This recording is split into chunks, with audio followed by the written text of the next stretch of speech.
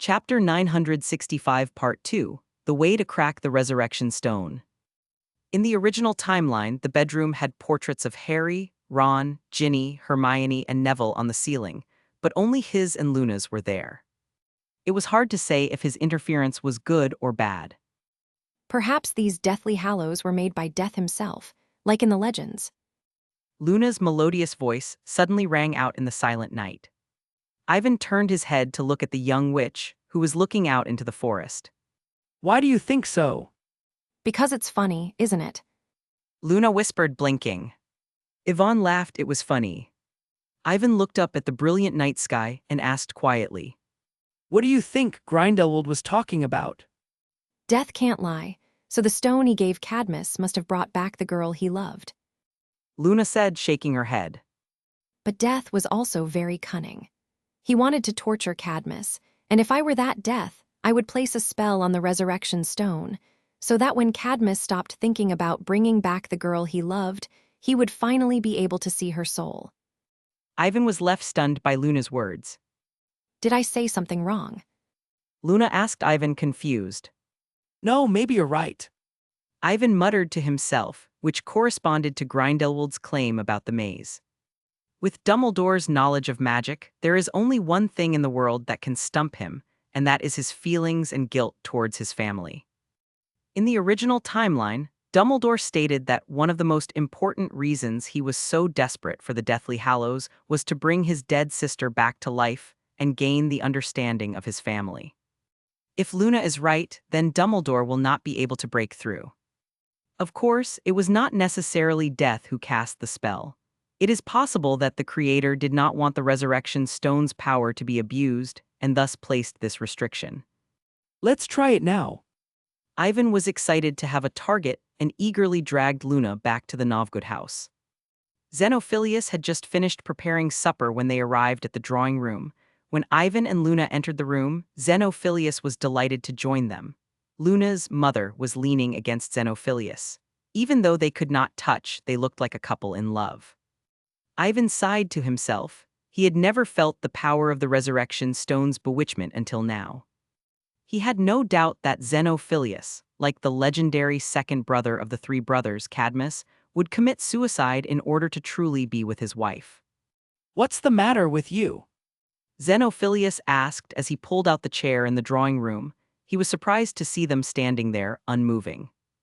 When Ivan saw Xenophilius's intoxicated expression, he didn't know how to persuade him otherwise. He thought for a moment, then snapped his fingers. Xenophilius's body shook violently, and he fell back into his chair and fell asleep. I'm sorry, Luna. Chapter 966, I already have my best friend. How was this possible? Yvonne stared at the two figures in disbelief. How could they suddenly appear here when they were separated by two worlds? It's fake, it's fake. Little Yen. His familiar voice and address made Ivan miss him. How have you been? Your father and I have missed you ever since you left. The phantom of his mother from his previous life slowly walked forward and reached out her hand. She spoke gently to him, her eyes filled with love. Ivan took a step back, avoiding the hand on his cheek, and looked at Orlando and the others behind them. They seemed to have known who they were for a long time, but they did not mind. They just smiled at the reunion. Perhaps sensing Ivan's silence, his mother pursed her lips and asked in a slightly puzzled tone. What's the matter, Cloud? Not happy to see us? No, I'm just... Ivan said hesitantly, staring at the two of them, his mind blank. As soon as he saw them, he understood how to break the spell cast on the resurrection stone, but his anxiety gnawed at him like a viper. Because this was exactly what he feared the most and did not want to face. Not going too well, Ivan. A disembodied voice asked the moment Ivan stepped through the front door. Ivan turned to find Luna not asleep as he had expected, but sitting in a chair by the fireplace with Xenophilius's notebook, presumably waiting for him. As she felt a surge of warmth in her heart, Ivan quietly explained. Your earlier speculation was correct. Death, or whoever created it, did leave a similar spell on the resurrection stone. I'm afraid it will not be so easy to break. It's bound to be easy for you. You can always sort things out. Luna added. Yvonne smiled wryly to herself. The little witch still had a lot of faith in him, but she was afraid it would not work this time. The power of the resurrection stone could conjure up the most feared and desired scenes in a person's mind, and ordinary people could not resist it even if they knew it was fake. Ivan even regretted fighting Grindelwald for the resurrection stone in his burial chamber at Nicholas Flamel's. What if this troublesome Dark Lord had simply committed suicide under the influence of Dumbledore the Illusion? It would be a happy ending. What's wrong?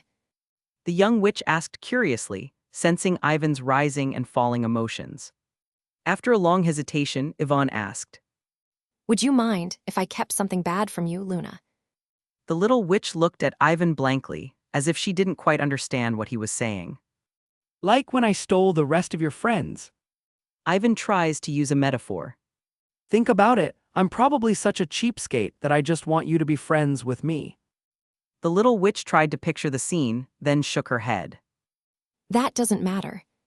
Luna whispered. Not important. Yvonne sounded surprised. It's great now. Luna said earnestly to Ivan. Ivan's tense expression relaxed at the little witch's soft words, and he realized that perhaps things were not as bad as he had thought. Ivan, however, still had no intention of revealing anything. After laughing, he told Luna to get some rest. It was not good to stay up late. The next morning, when things were back to normal, Xenophilius enthusiastically called out to Ivan and Luna to come and taste his famous Plimpy soup. Xenophilius was so affected by the memory charm that he forgot all about Ivan's display of the resurrection stone the day before, except that they were chatting happily. Ivan gave Luna an apologetic look and, after a quick meal, continued on to the cliff where he would try to break the spell on the resurrection stone. After 2 days of trial and error, Ivan was able to remain calm under the harsh words of the visions, but was still unable to activate the true power of the resurrection stone. Clutching the diamond-shaped crystal in his hand, Ivan sighed, understanding that he had not been able to undo the knot in his heart. On the afternoon of the 3rd day, Ivan was about to perform his usual apparition when Luna stopped him. Can you go somewhere with me, Ivan? Chapter 967, I have everything I want. Yes, of course. Ivan nodded without much hesitation at Luna's invitation. Although his mood had been dampened by the near stagnation of his research into the resurrection stone over the past few days, Ivan was not about to refuse a rare request from the young witch. With Ivan's approval, Luna happily pulled him away from the Novgorod house and into the woods. The sun had already set and the bright moon hung high in the sky. Some moonlight shone through the forest, illuminating the path ahead. It was only then that Yvonne noticed the difference in Luna's attire. She was wearing a beautiful bright yellow robe, and the wreath she had seen before, made of vines and flowers, was pinned at an angle to her head. With her fair, delicate profile, Yvonne almost mistook Luna for a Muggle fairy. They ran for what seemed like an eternity until the Novgorod house disappeared from Ivan's sight. There was nothing but thick forest around them, and then a loud You! came from ahead. Instinctively, Ivan stepped in front of Luna and pulled his wand from his belt, but a moment later he lowered his guard as a moose had come out of the forest, and it did not seem to be an anima. Hi, Teeny. Luna was so happy that she walked up to the elk and stroked its furry neck. The elk seemed very happy, too, and rubbed its head contentedly in the little witch's arms. Ivan smiled and put away his wand as he saw the warm scene before him. After comforting the elk, Teeny, Luna happily turned around and introduced them to Ivan. She found this elk in the woods 6 years ago, when Teeny was a young deer of average height and got separated from her mother and her herd. Yvonne listened quietly as the young witch told her amusing tales of the past, and then, with Luna's help, made the acquaintance of other friends in the forest, several cute squirrels and strange-looking transforming lizards. Luna gave each animal beautiful names, telling Ivan stories about them over and over again. They walked slowly along the path through the forest, and by the time the story was finished, Ivan was standing in front of a wide lake. A gentle breeze blew across the lake, causing ripples to appear on the clear water. Luna sat down on the grass by the lake with Ivan, and together they looked up at the brilliant stars. In the distance, the mountains were stacked on top of each other, and under the cover of the mist and the night, they looked like a double image of the lake. It's beautiful, isn't it? Luna gazed dreamily at the lake, which reflected the stars and the moon, and her disembodied voice echoed around the lake. Yes, it's beautiful. Ivan said, nodding in agreement. The view of the lake and the cold wind blowing in from time to time had temporarily taken his mind off the unpleasantness of the past few days. Dad used to bring me here to catch plimpies when I was upset. Luna said wistfully. Ivan couldn't help but chuckle. The last time Xenophilius cooked plimpy fish soup, he had discovered that it was a very ordinary freshwater fish, but since Luna thought so, he didn't argue. Did you bring me here to catch another plimpy? Yvonne asked curiously. No, maybe next time. Luna shook her head gently and looked off into the distance for a long time before asking again. Do you have anyone you want to revive, Ivan? Maybe. Ivan said uncertainly. It is true that he had no one in the world who wished to be brought back to life, and despite the fact that Orlando was his father, Ivan had no memory of Orlando and thus did not hold him in high regard. Not to mention Dumbledore, who, despite dying in a duel with Dumbledore, voluntarily accepted his death, according to subsequent reports. After all, if Grindelwald could use a Horcrux to counteract the dark arts, Dumbledore would surely have thought of something else but was reluctant to do so. Ivan is also willing to respect Dumbledore's choice. He was even more obsessed with his parents in his previous life and wanted to see them again to find out what had become of them. The resurrection stone is very confusing. Ivan said, sounding troubled. It can dig out one's worst fears and expectations, and if you can't break it, you'll never be able to use its true power. Luna was curious as to what Ivan's worst fears would be, but she did not ask, as she knew that Ivan would share them with her if he could. Now that he had not mentioned it to her, it must be something that he could not reveal. Will you let me try? Luna asked, holding out her hand in anticipation.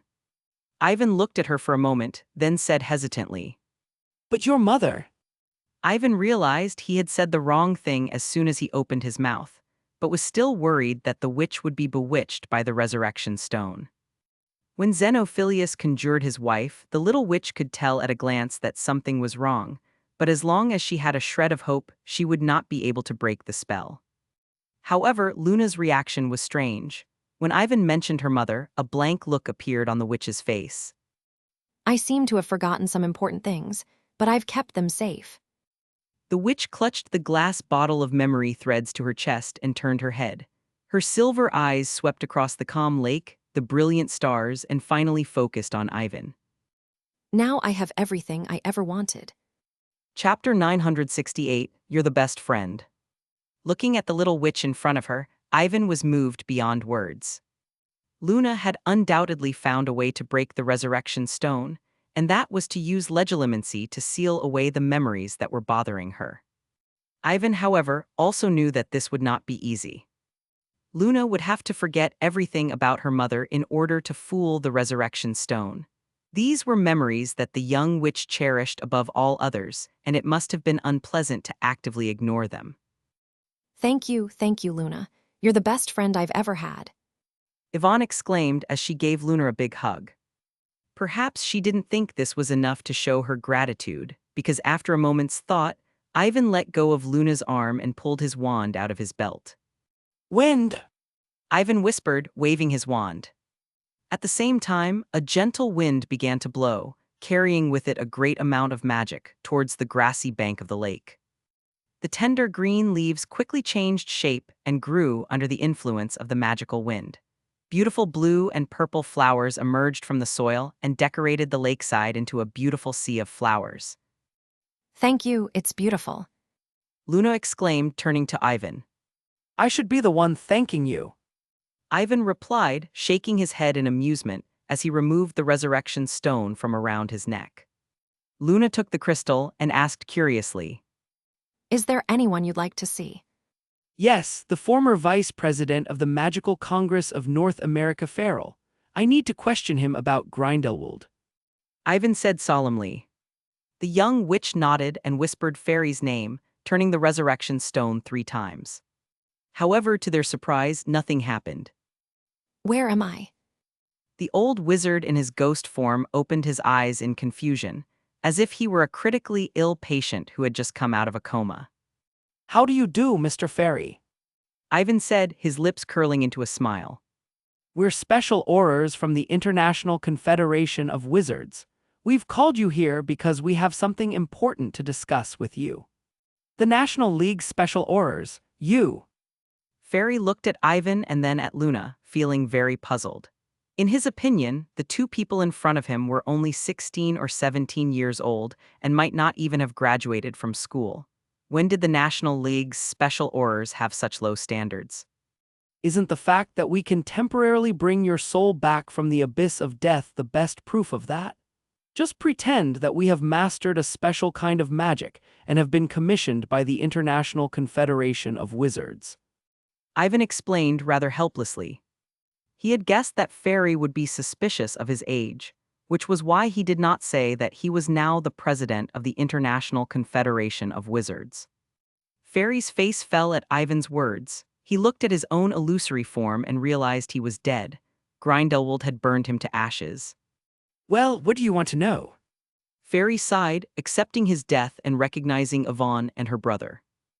Can you tell me what the afterlife is like, Mr. Fairy? Luna suddenly asked curiously. The world after death. Fairy muttered to himself, looking lost. I don't know. My memories stop at the moment before I die. I see. Luna murmured. But Daddy says that, when you die, you go to another interesting world and live happily ever after. Ivan interrupted. Mr. Fairy, we'd like to know how Grindelwald got his youth back, and if he was making Horcruxes. It's interesting to listen to the feedback of the dead on the afterlife, but it's obviously more important to get down to business. Ah yes, a Horcrux. Fairy was stunned for a moment, then quickly recalled what he had seen before he died and exclaimed. I saw Grindelwald kill himself and then revive. He brutally killed a muggle and threw the Horcrux he had made into a cauldron, accompanied by a witch named Allison, who was responsible for the resurrection, using The bones of the father, the flesh of the servant, the blood of the enemy. Ivan repeated the rest of the sentence. Farley was more or less surprised and gave Ivan a long look. Well, it seems you've found out quite a bit since my death. Chapter 969. Was this also part of your plan, Professor? But of course. Ivan replied with a shrug, but didn't point out that this was all speculation. Mr. Farrell, did you get a good look at Grindelwald's Horcruxes? It was a triangular pendant with a circle and vertical line inside, which saints used as a symbol for Grindelwald more than 50 years ago. Farrell recalled. Ivan and Luna looked at each other. They knew more than Fairy, and the strange pattern was not unique to Grindelwald, but represented 3 Deathly Hallows. Despite knowing exactly what a Horcrux looked like, Ivan was still troubled. It was clear from their previous mission in France that Grindelwald's saints all carried similar pendants. At first, he thought that the saints only carried these things to increase their sense of identity with each other, but now it seemed that they had an ulterior motive. By the way, I saw Grindelwald give the Horcrux to the witch, Allison. Farrell exclaimed. Yvonne felt her spirits lift, and she asked him about the incident in detail. Farrell had no intention of hiding anything from them, telling them everything he knew from the moment he was captured by Grindelwald.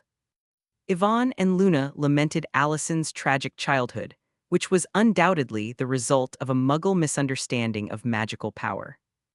As Canal put it, even though the wizarding world was prepared for the safety of young wizards, some tragedies were inevitable. This was the reason why Ivan wanted to change the existing system. Thank you for the information, Mr. Farrell, which will go a long way toward defeating Grindelwald. Ivan said, indicating that Luna should try to withdraw the power of the resurrection stone. However, before his body disappeared, Ivan asked hesitantly, Mr. Farrell, do you have any regrets before you die? If it's not too much trouble, I could consider helping you. Farrell hesitated, then said slowly, Please tell my wife and children that I will always love them. Understood, I'll pass on the message. Is there anyone else you'd like to see, Ivan? Luna asked when Ivan came to. I'd like to see Professor Dumbledore next.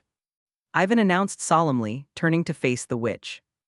Although his conflict with Dumbledore was not something that could be divulged to outsiders, there was one thing that he needed to confirm. Luna didn't ask any questions.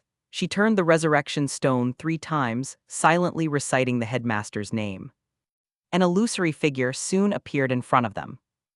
Dumbledore's appearance was exactly the same as Fairy's, his body semi-illusionary, but the difference was that after being summoned, the old headmaster was very calm, his blue eyes resting briefly on Ivan before turning to the diamond-shaped crystal in the witch's hand. The resurrection stone. Dumbledore sighed slowly. It seems you have found a way to use it. Dumbledore asked Ivan slowly. It's about Grindelwald, of course. Ivan's tone turned cold. He escaped Newmond months ago, causing untold casualties, and is gathering forces around the world to wage a new war. Ivan's eyes were fixed on Dumbledore as he spoke, as if trying to read his reaction. Dumbledore's face remained calm, and he spoke slowly. I regret that he seems to have chosen a path that neither of us wished to follow. So, was that part of your plan, Professor? Ivan persisted. You deliberately lost the duel to me, gave the Elder Wand to Professor Snape in advance to help Harry destroy the rest of the Horcruxes, lured Voldemort to Newmond, and freed Grindelwald. What were you planning? In the face of Ivan's barrage of questions, Dumbledore raised his eyebrows and replied calmly. I'm afraid you overestimate me, Hulse. No one has ever been in control. Dumbledore looked at Ivan with interest. The question implied that Ivan did not have the memories he had deliberately left in the headmaster's office. This also suggests that Ivan may have the upper hand in his confrontation with Grindelwald. This was completely unexpected. If you really want to know all of this, you might as well go to the headmaster's office, where there should be some answers for you. What answer? Did you leave anything there? Yvonne was baffled. After Dumbledore's death, she had searched the headmaster's office and found nothing. Dumbledore merely smiled and did not reply, his illusory form quickly disintegrating. Ivan frowned and looked back at Luna, who shook her head. She had not withdrawn the power of the resurrection stone. Dumbledore had left of his own accord. At the very least, you have to tell me where it is. Chapter 970, The Hidden Box. Having been told by Luna that there was nothing she could do, Ivan abandoned the idea of getting information out of Dumbledore and went to the headmaster's office. Ivan, however, was in no hurry to act. He had finally found a way to use the resurrection stone, and he wanted to take this opportunity to experiment with it.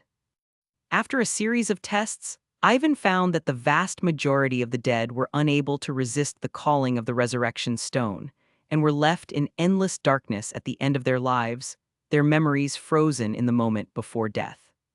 The only exception is probably Dumbledore. Both the information he received from Harry and the fact that the headmaster had been summoned proved that he was capable of staying sane in the world of the dead. Was it because of the difference in magic level?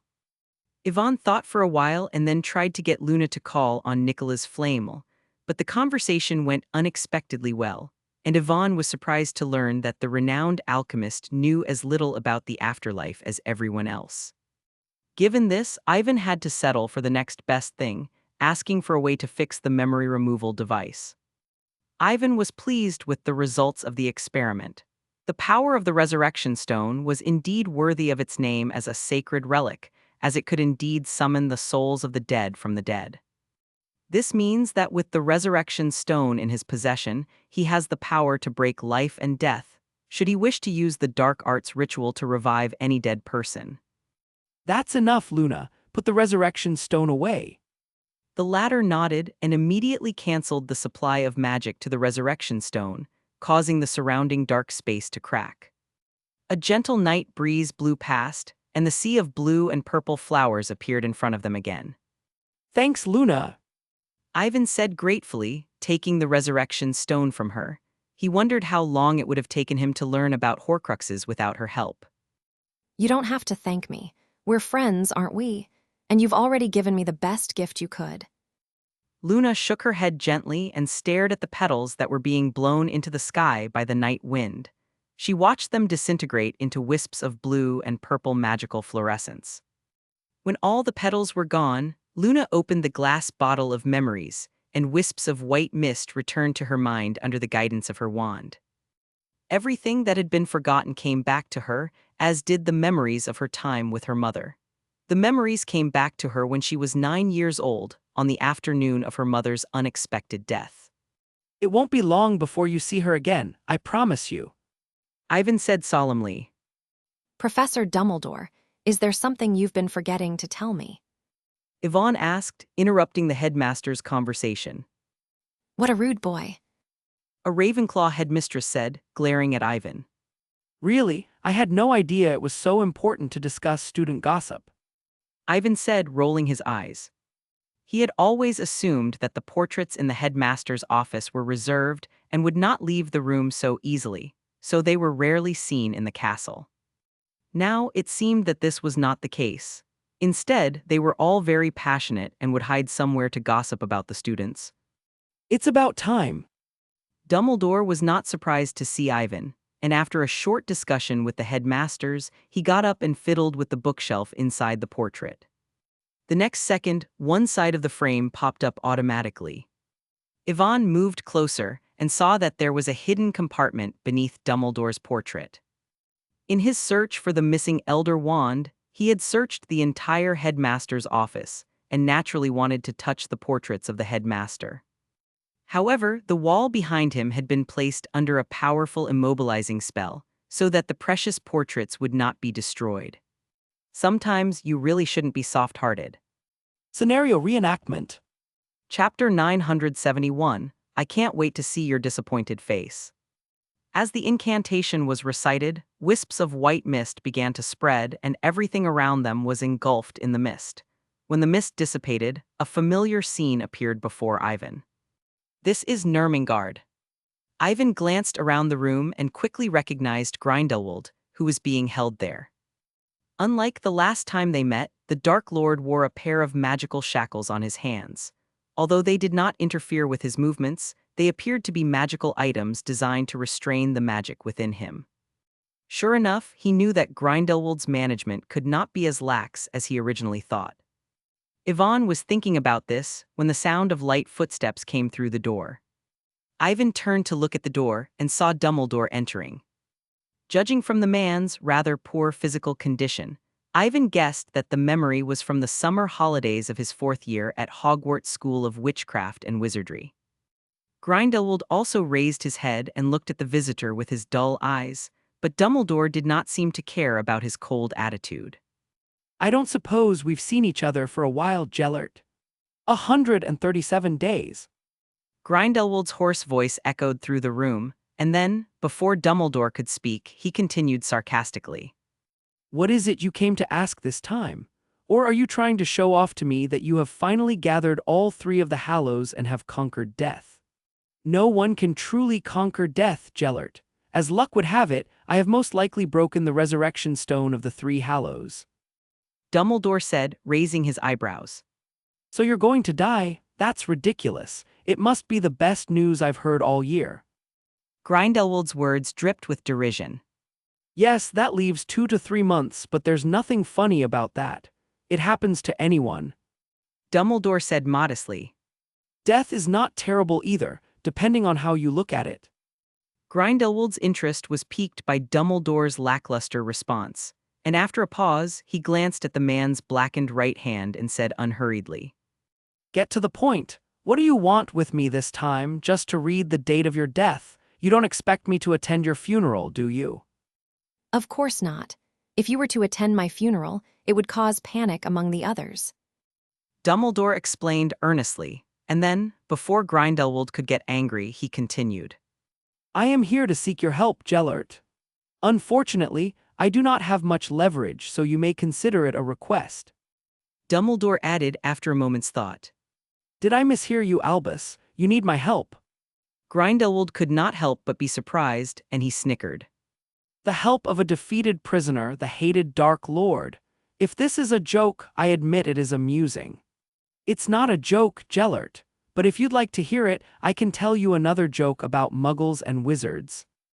Dumbledore cleared his throat and was about to speak, but when he saw Grindelwald's dark eyes and dark expression, he tactfully paused. Well, now let's get down to business. As you can see, I'm going to be dead in 3 months at the most. Unfortunately, there are some important things I have to do. Dumbledore explained. So you're going to break the dark arts. Remember, I gave you the easiest way to do that the last time you visited. Grindelwald asked with a wicked grin. All you have to do is kill one person, create a Horcrux, kill yourself, and come back to life. What a way to do that. Dumbledore began, his voice thick with emotion. Of course. Grindelwald nodded. I read in the papers. Ah, I almost forgot, you're probably not going to make it. You recently offended the Minister for Magic, whom the Daily Prophet personally supported, so it overruled its previous opinion that you're a paranoid old man who believes in childish dreams, and now it seems that's a fair assessment. Grindelwald sneered. You should know that I do not care for such things. Dumbledore said quietly. Grindelwald was silent for a moment, then shook his head. Unfortunately, there is nothing else I can do. My requirements are not as high as you might think. I need only to live a little longer and do what needs to be done. A year or even half a year. Dumbledore went on slowly. It so happens that I know of a magical contract that weakens such troublesome dark magic, or perhaps shifts some of the damage to another. So you're going to let me die with you in your place, under the influence of that dark magic. Grindelwald's eyes were sharp now, his anger barely contained. Aren't you prepared to hear my side of the bargain? Dumbledore said with perfect composure. There's no need for that. Grindelwald said coldly. I have lost everything, and nothing I want. Said Dumbledore casually. I refuse. Grindelwald interrupted Dumbledore with a sneer. Grindelwald's stiff refusal came as a surprise to Dumbledore, but also a relief. It seems that your 50 years in captivity have taught you a great deal. Grindelwald's eyes narrowed, his anger rising uncontrollably. You don't expect me to repent in here all these years, then come to my senses and believe in what you say, do you? That's impossible. Grindelwald spat out the words. No bargaining chip will ever measure up to your disappointed face. I can't wait to see it. Chapter 972. Gambling is the future of the entire wizarding world. I can't believe you still hate me so much after 50 years. Dumbledore said with a sigh. You should be well aware of the number of killings that occurred during the last Wizarding War, and that even without me, others would have stepped in to stop you. Dumbledore's voice boomed like a bell. What would that be? Faith, love. You're probably confused, Albus, and that's only in the most ridiculous stories. Grindelwald's words became sharp.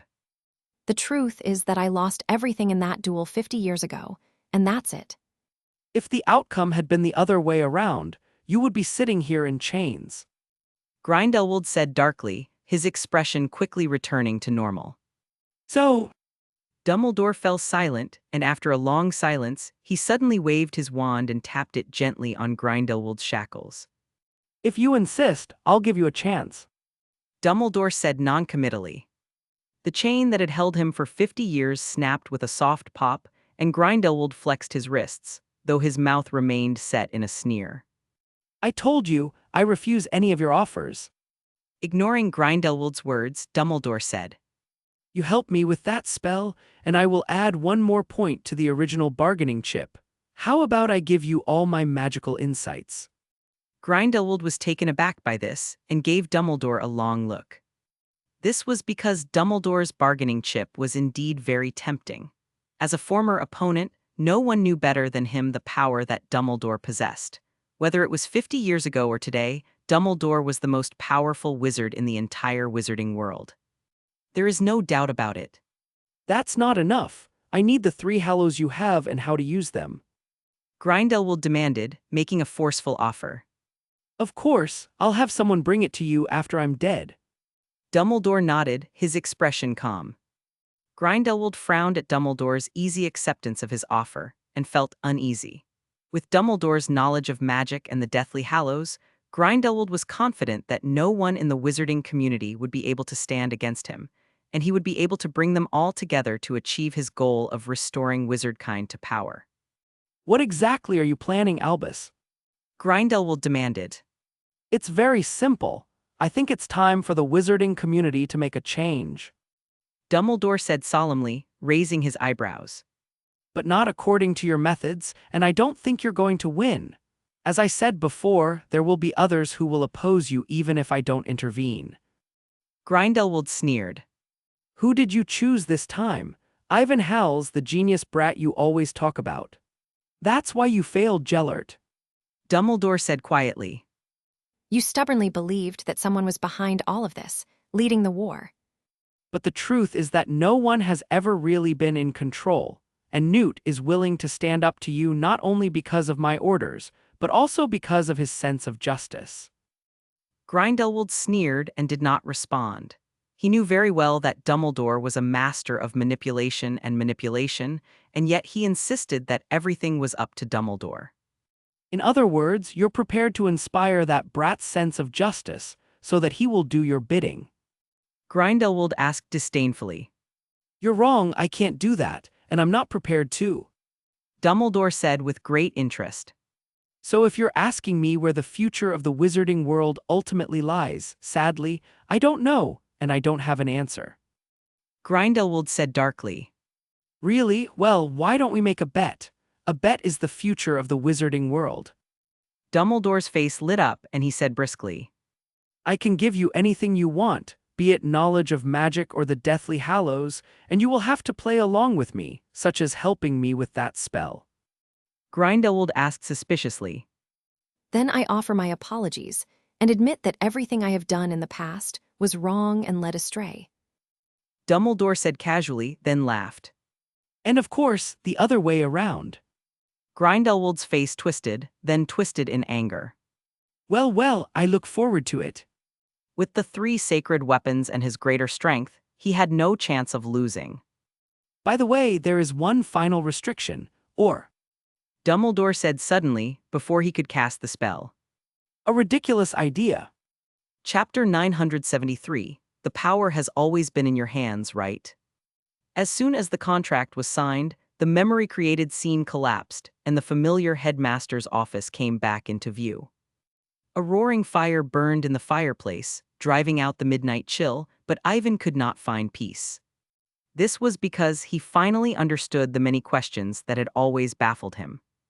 For example, how Grindelwald was able to find out the location of Nicholas Flamel's safe house, and how he was able to escape from Lord Voldemort with his Elder Wand, despite his poor condition. There is something of Dumbledore behind all of this. It seems you were right, Professor Dumbledore. The most dangerous man in the wizarding world was never Lord Voldemort or Grindelwald.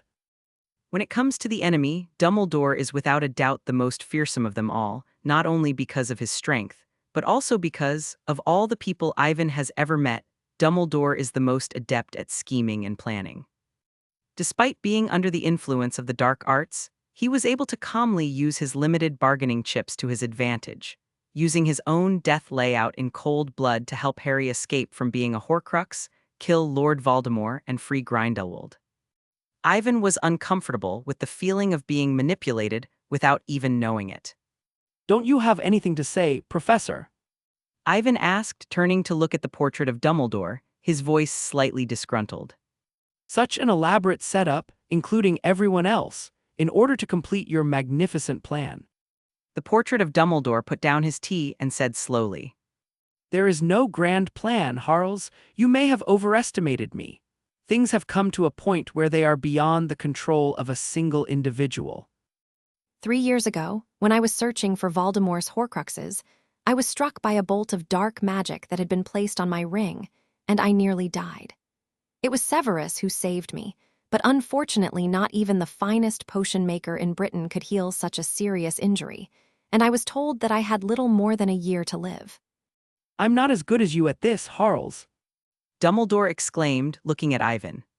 Severus once accused me of being less vigilant than a child of 12 or 13, and now that I think about it, he was probably right. Ivan scratched his nose but did not reply. He was able to locate and destroy Voldemort's Horcrux so easily because he was familiar with the plot.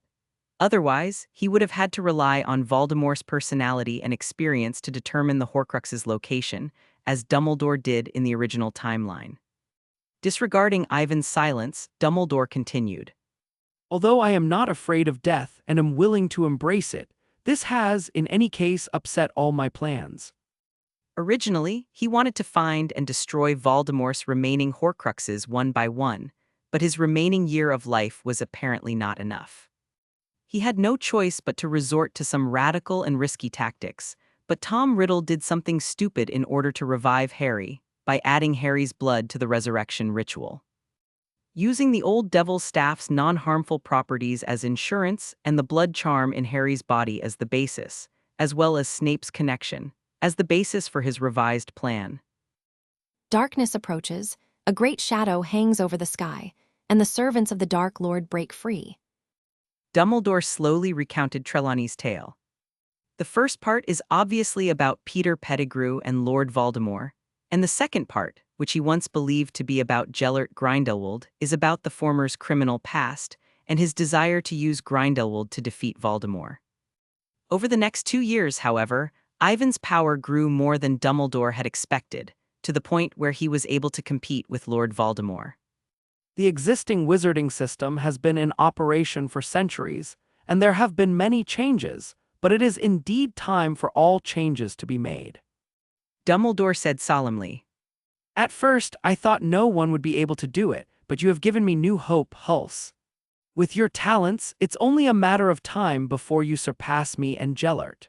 If there is one person who can change the entire wizarding world, I think it can only be you. So you used me as a new pawn. Ivan sneered. I don't mean to, Hulse, nor am I prepared to manipulate your life. Dumbledore said quietly. The power has always been in your hands, has it not? It is not what I do that matters, but what you wish to do.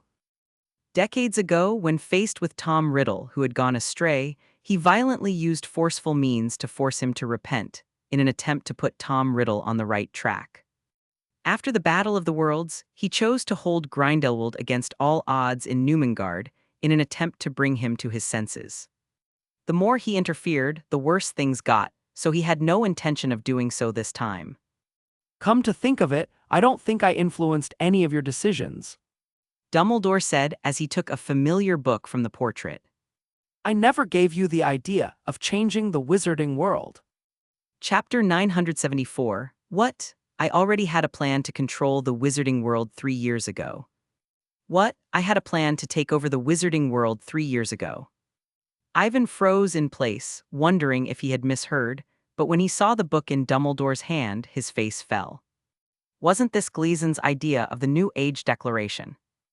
Yvonne finally remembered when she saw the familiar cover, and she looked so embarrassed that she wanted to go to the Ministry of Magic and beat up Gleason. He had read the book in Nicholas Flamel's safe house, and vaguely recalled that it was filled with unwarranted imaginations and conjectures written by Gleason to flatter him.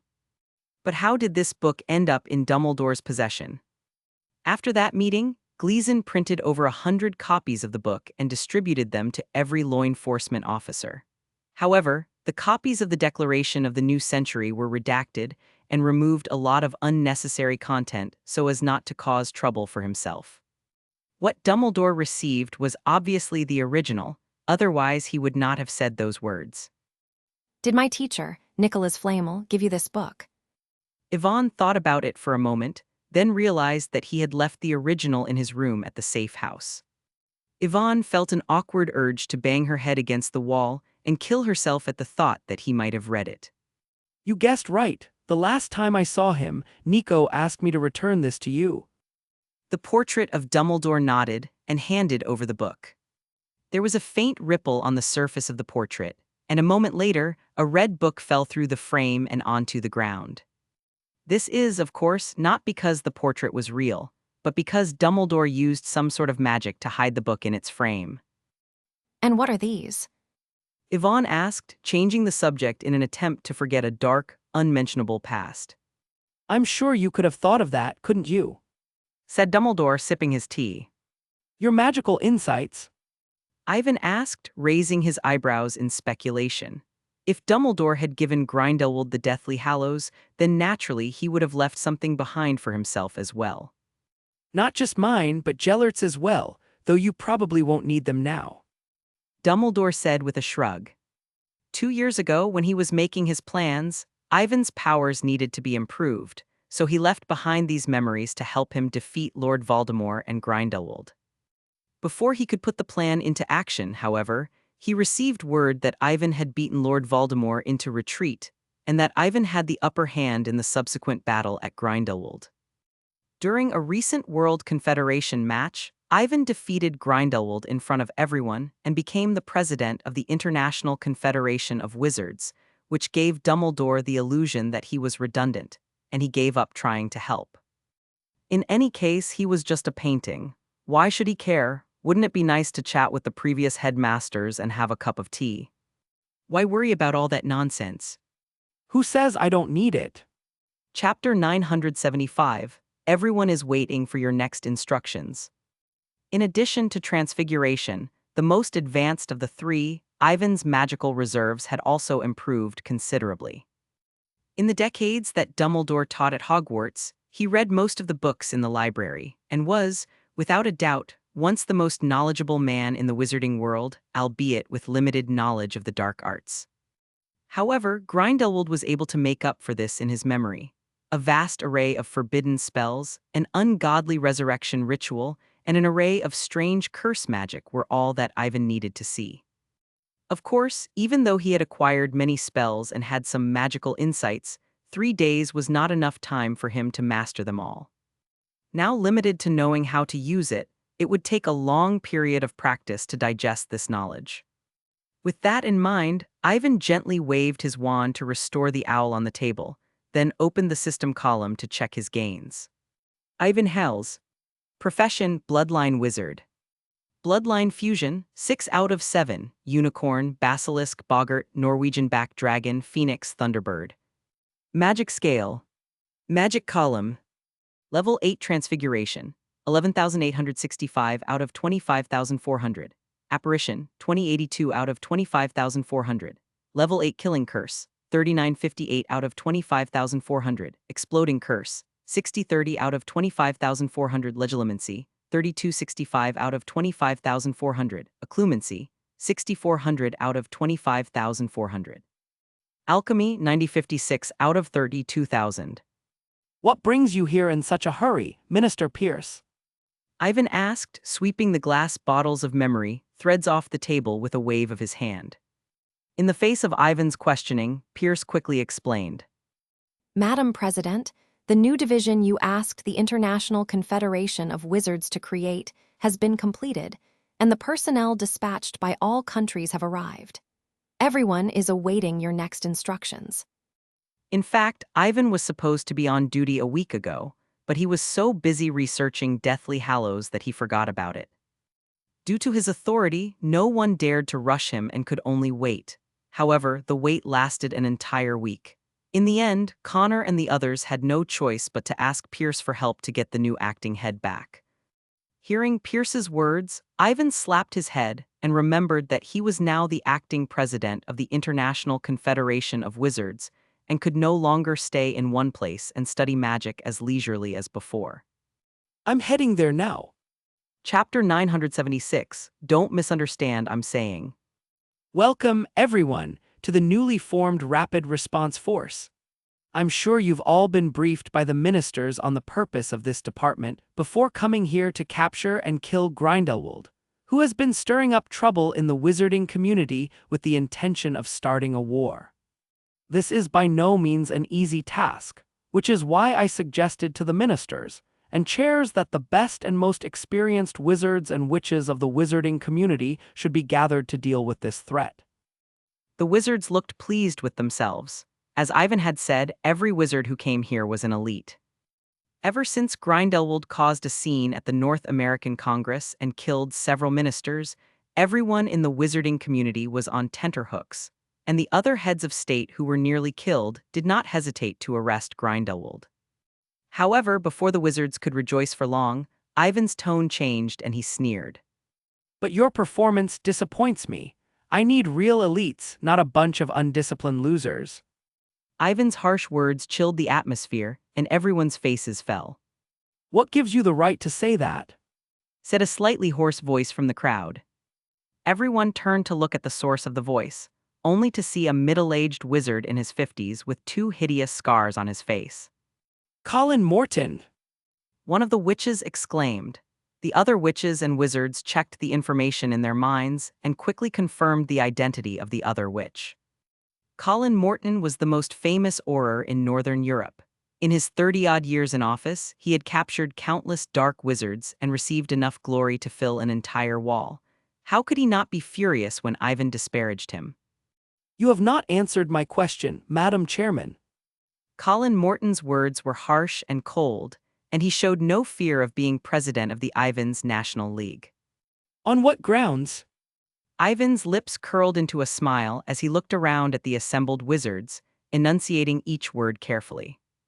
On the grounds that I have defeated 2 Dark Lords in quick succession, destroyed Grindelwald's plot to gain control of the Magical Congress of North America, and have more experience in dealing with the dark arts than any of you.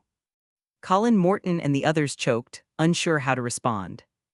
They had gathered information on Ivan prior to their arrival, and naturally knew that, despite his young age, he was a legend, having been able to ferret out several dark wizards disguised as professors during his time at Hogwarts, and had even managed to defeat Lord Voldemort, the unstoppable Dark Lord who had terrorized Britain. It was enough to make everyone present blush. However, Ivan's arrogant words caused some discontent.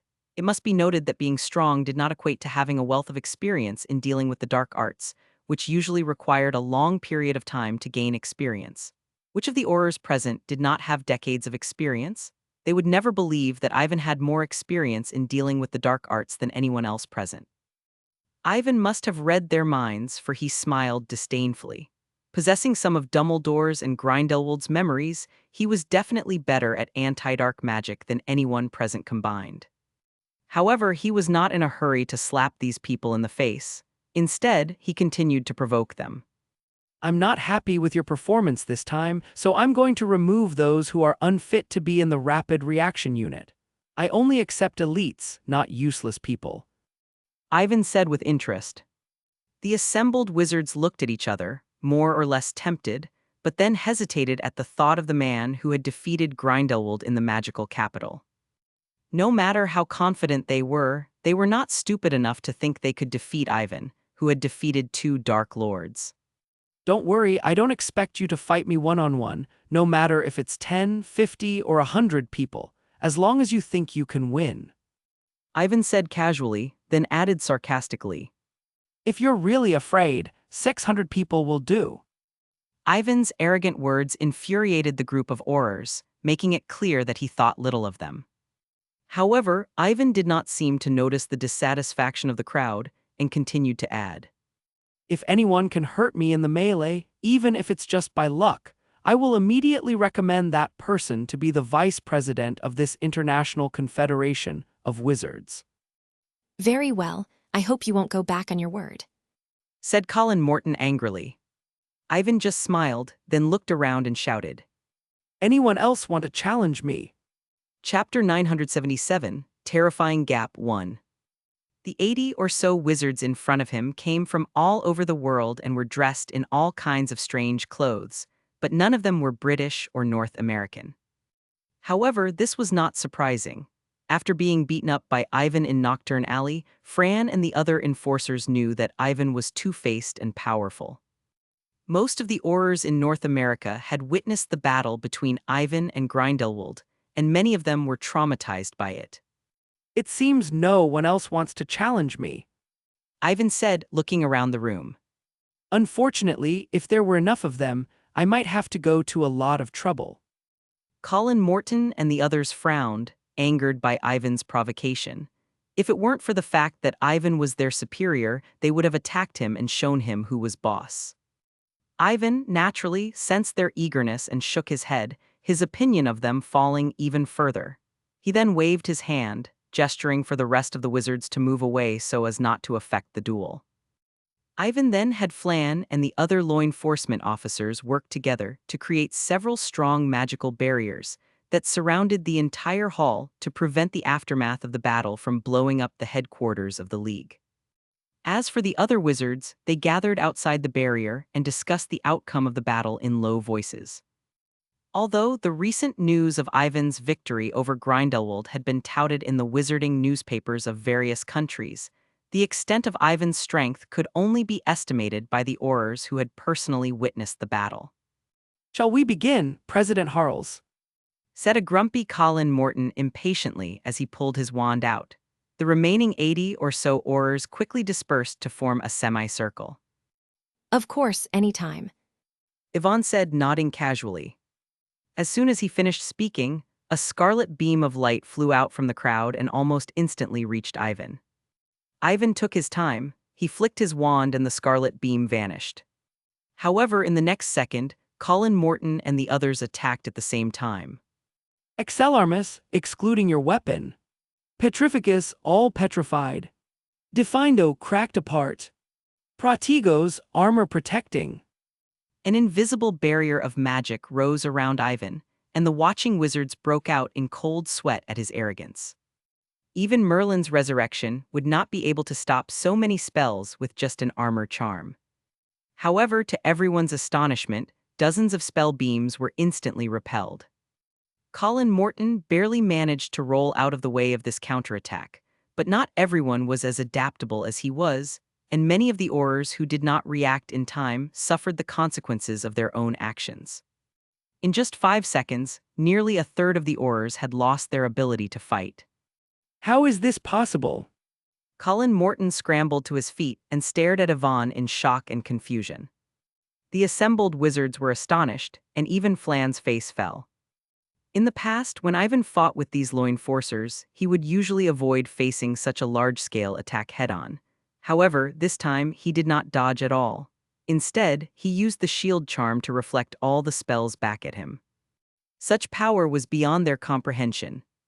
At this thought, Warren and Walker looked at each other. It seemed that Sir Harris's strength had improved significantly. "And he fought like that?" Even though the Aurors present had extraordinary combat experience, they still panicked when faced with such a terrifying difference in combat strength. Dozens of wands were pointed at Ivan, but no one dared to make the first move. "It looks like you've had enough fighting." Ivan sneered as he stepped forward, his aura reaching its peak. Colin Morton and the others seemed to be the ones being surrounded. "Expellarmus, Expelliarmus." Chapter 978. This is the so-called elite. In just 3 minutes, most of the Aurors had been knocked to the ground by Ivan, leaving only a dozen or so wizards struggling to hold on under his onslaught. "Impedimenta, encompassing obstacles." The wizards who were still on the field did not dare to be negligent. All of them worked together to cast spells, and solid magical barriers appeared in front of them. Ivan's expression didn't change, and he shook his wand with all his might. Crimson flames erupted from the surface of the flying rocks, and when they hit the barrier, they exploded. The protective spells were quickly dispelled, and the Aurors closest to the barrier were thrown back by the aftermath. Shortly after the battle began, Colin Morton, who had been knocked out by Ivan, regained consciousness. After noticing the situation on the field, Colin Morton did not rush to get up until he saw Ivan's back facing him, and his attention focused on the Aurors in front of him. Naturally, the Aurors who were facing off against Ivan noticed Colin Morton's movements, but none of them showed it on their faces. Instead, they cooperated with him, waving their wands and casting several spells in an attempt to seal off Ivan's movements.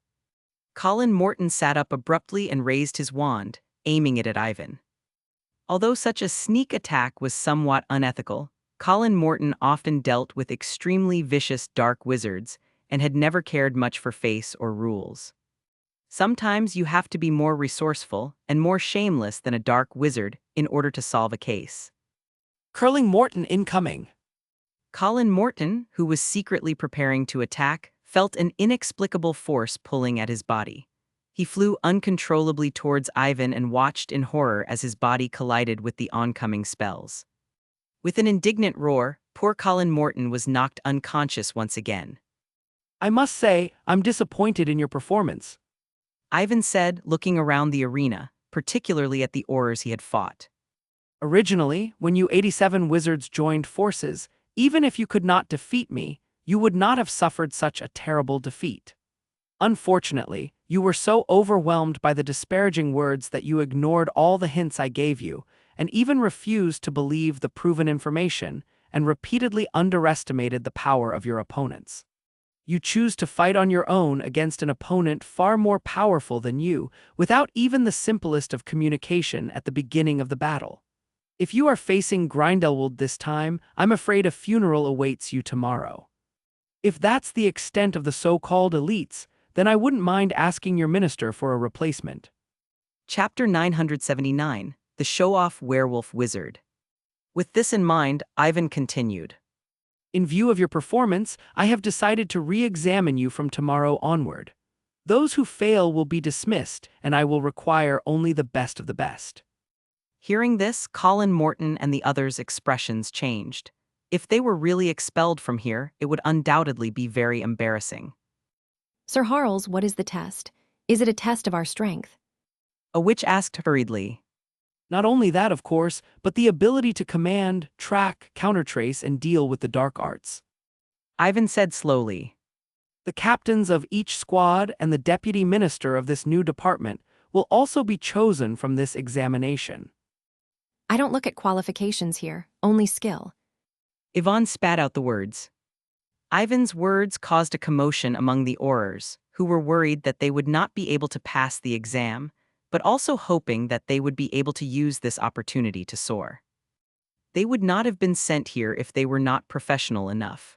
As long as the test was not one-on-one with a freak like Ivan, they were confident they would stand out. In contrast, the captains who were supposed to be on the team were not happy and frowned. Ivan was undoubtedly trying to put them on the same starting line as everyone else, and if they did not perform well, they might be demoted to ordinary Aurors. Colin Morton also saw Ivan's intention to dismember and reassemble the Rapid Response Force, which was clearly not what the ministers had expected. However, even if one could tell, there was nothing Colin Morton could do about it. Ivan had just beaten up all the troublemakers and he was arguing about ability. No one could object. Very well, if no one has any objections, then it's settled.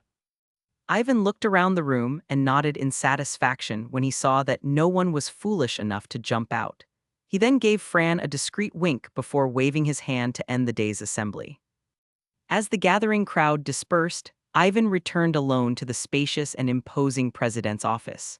A few minutes later, there was a knock on the door. Come in, Ivan said casually.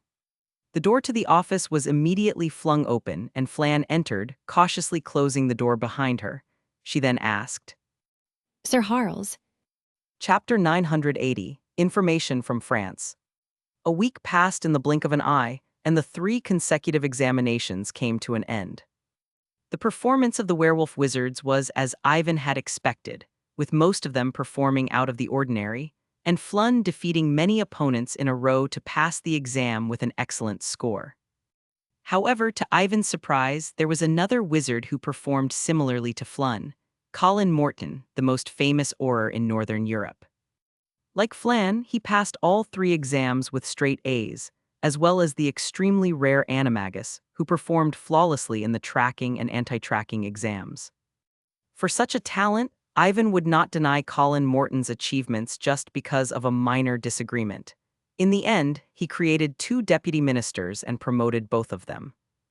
As for the remaining 600 wizards, Ivan divided them into 5-man teams, with the best of the best taking over as captains, and announced a 50% pay raise from that week onwards.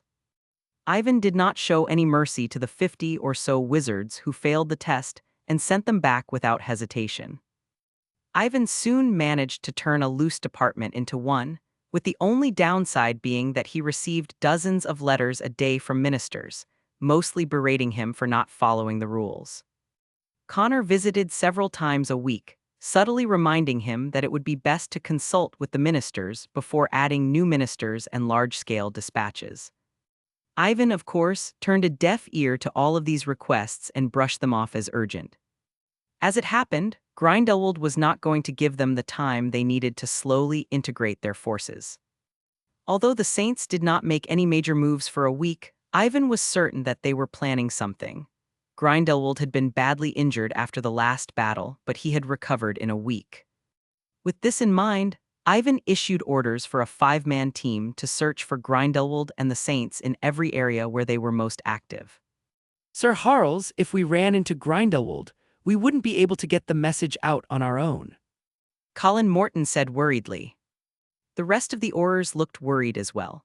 They had no idea how strong Grindelwald was, but they had managed to find out a thing or two about him from Ivan. More than 80 elite wizards could not last more than a few minutes against Ivan, so Grindelwald was not far behind, if not stronger.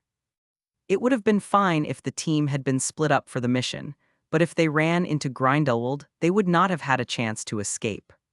Don't worry, I'll leave a magical mark on each of you. If you run into trouble you can't solve, you can just call me and I'll be there. Ivan explained slowly. The magic mark was his reward for completing the systems mission, and after much experimentation, Ivan was able to find more uses for it. It was no longer a one-way communication spell, as it used to be, and all those who had been marked could communicate with each other to pass information or request backup. It was now almost a magical version of the phone, and much more convenient. With Ivan's introduction, the Aurors began to let go of their initial concerns. With such magic, they would undoubtedly be much safer on missions. You're saying it's possible Grindelwald has the entire French ministry under his control? Are you sure? If that's true, why hasn't any news come out? Ivan frowned as he listened to Pierce and the others. It has not yet been confirmed, but it was provided by a female Auror from France. Pierce explained.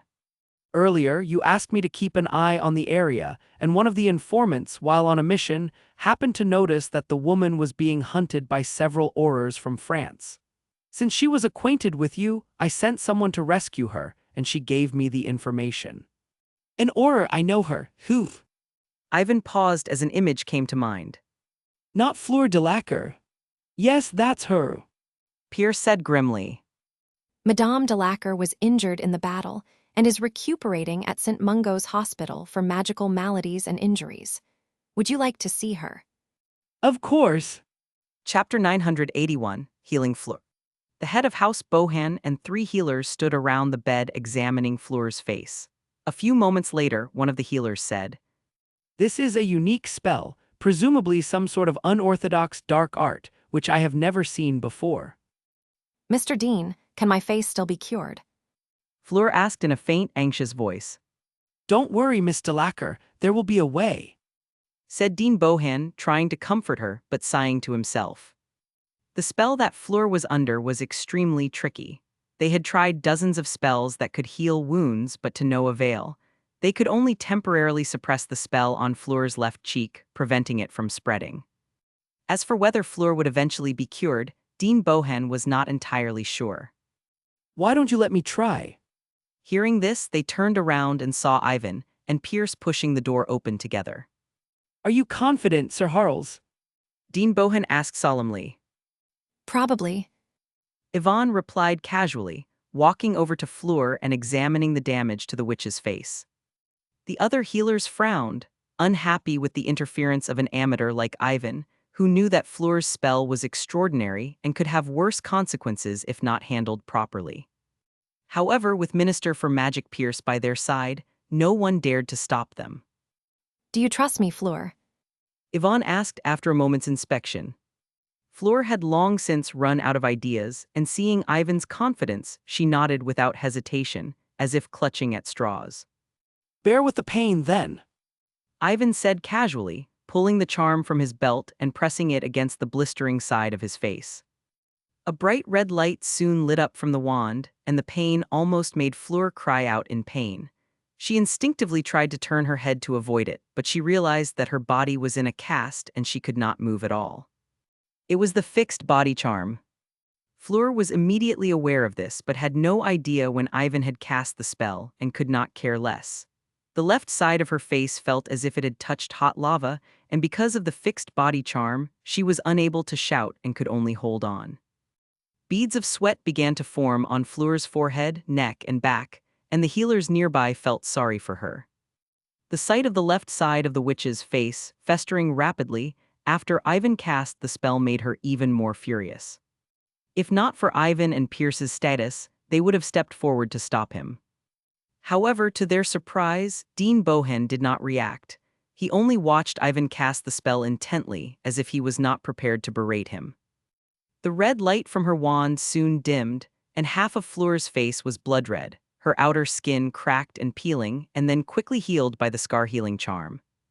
Fleur, who had almost fainted from the pain, suddenly stopped feeling it. Her face felt as if it had been soaked in warm water, and when Ivan stopped casting, the effects of the immobilization charm disappeared as well. Fleur grabbed Ivan's wrist and said in a trembling voice, Mirror. Ivan smiled, understanding Fleur's intentions, and conjured a mirror out of thin air with his wand. Fleur trembled as she looked at herself in the round mirror. Half of her face, which had been yellow and full of blisters, had been healed by the charm and had returned to its original appearance, even more tender and smooth than the other half. That's wonderful. Fleur was overwhelmed with emotion and gave Ivan a big hug. Thank you. When she saw the faces of Bohan and the others, Fleur thought she was going to be disfigured, but Ivan actually had a way of breaking the spell. It can't be that bad, can it? Ivan broke free of the witch's embrace, not knowing whether to laugh or cry. The spell on Fleur was difficult, but after Bohan and the others dealt with it, it was no longer life-threatening. At most, there would be some residual effects on her face. Yvonne understood, however, that for a girl as beautiful as Fleur, looks were more important than life. The physicians looked at Fleur, who had returned to normal, and felt awkward. They had just made a decision that their injuries would not heal completely, and Ivan had broken the spell so easily. I happened to read about the counterspell of this spell in a book. Ivan explained slowly, seeing their confusion. Understanding dawned on the healers' faces. No matter how powerful a charm was, it could only be countercursed, and even a newly graduated minor wizard could break it. Dean Bohan had his doubts, as countercurses were generally countercurses, unlike Ivan's earlier spell casting. Yvonne didn't bother to explain. The spell Fleur was under was one of Grindelwald's self-created charms from his early years. It was a tricky spell, and there was no countercurse against it, so it was only natural that British healers would find it tricky. However, for Ivan, who had mastered all of Grindelwald's magical knowledge, it was not difficult to find a way to remove the effects of this spell. Seeing that Fleur had calmed down, Ivan changed the subject. By the way, Fleur, I understand from Minister Pierce that you escaped from the French Ministry of Magic. Chapter 982, The Controlled French Ministry of Magic. Because the previous French minister had fallen victim to Grindelwald's imperious curse and died unexpectedly at the International Confederation of Wizards meeting a month earlier, Bruno and the others conducted a thorough investigation of the ministry upon their return, in addition to the election of a new minister. However, while this idea was good, it was not easy to implement. The death of the previous minister was so sudden that high-ranking officials, who had the ability to compete for the office of minister, began to resent each other, and the ministry was thrown into chaos. The investigation into the deaths of the ministry's members spiraled out of control, and many officials and Aurors were branded saints and thrown into prison without trial. At first, Fleur and the others thought that it was just a political struggle, and that the minister's candidates were using this opportunity to get rid of their dissidents so that they could rise to power. However, during one of their missions, she and her fellow Aurors stumbled across a clue that the saints they were supposed to have arrested and imprisoned for questioning had re-emerged in front of them, committing a heinous murder of Muggles.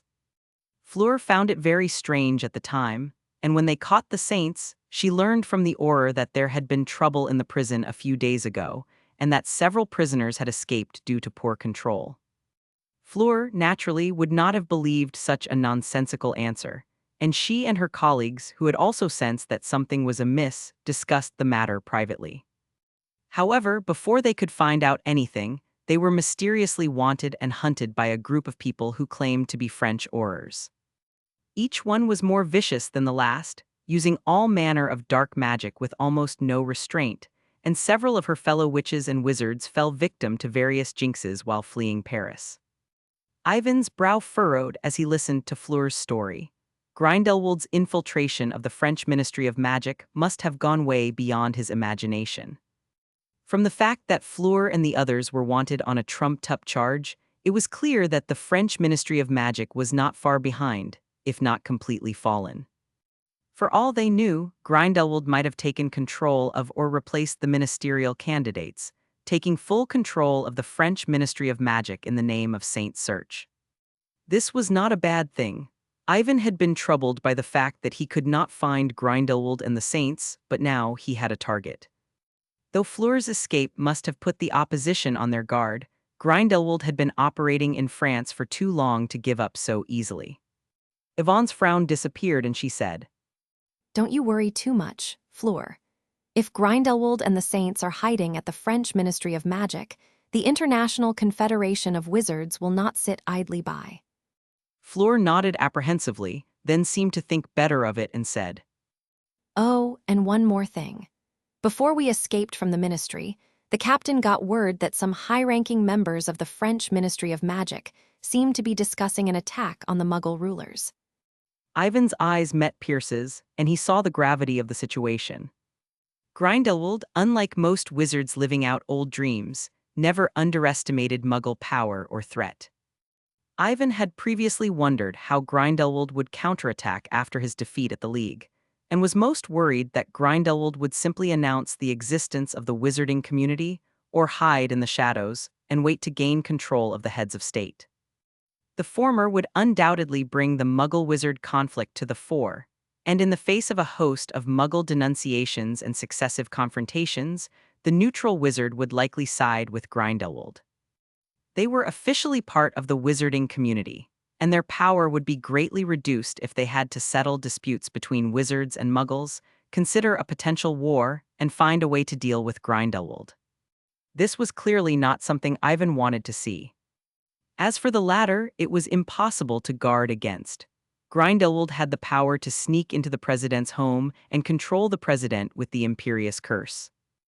Although the heads of state were protected by a large number of Aurors, they were unable to stop Grindelwald's actions, and could only try to get word to him that he was in control of the Prime Minister.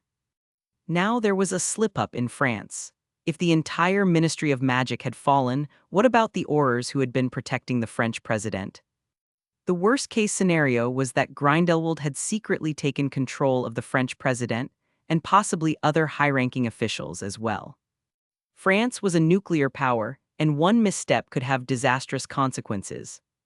With this in mind, Yvonne began to worry about Grindelwald. She had to get rid of him as soon as possible. Rest here for a while, Fleur, and I'll send more men to keep you safe. Ivan said solemnly. No, there's no need. I'm healed and ready to return to battle. Don't forget that I'm also an Auror. Fleur said firmly. She could not forget her comrades who had died trying to protect her, and she was desperate for revenge. I'm sorry, Miss Delacour, but you may not know this, but everything concerning Grindelwald and the Saints is now in the hands of the League's Rapid Response Force, the finest of the best. Ivan did not hesitate to refuse Fleur's offer. But the French Ministry of Magic. Fleur began, but Ivan cut her off. You're not going to be able to do anything on your own. As the person who provided the vital information, your job should be to keep yourself safe. Also, the wound on your face has just healed. I can't guarantee that the spell has been removed, so you'd better stay in the hospital for a few more days to prevent the injury from relapsing. Chapter 983, Meeting with the British Prime Minister.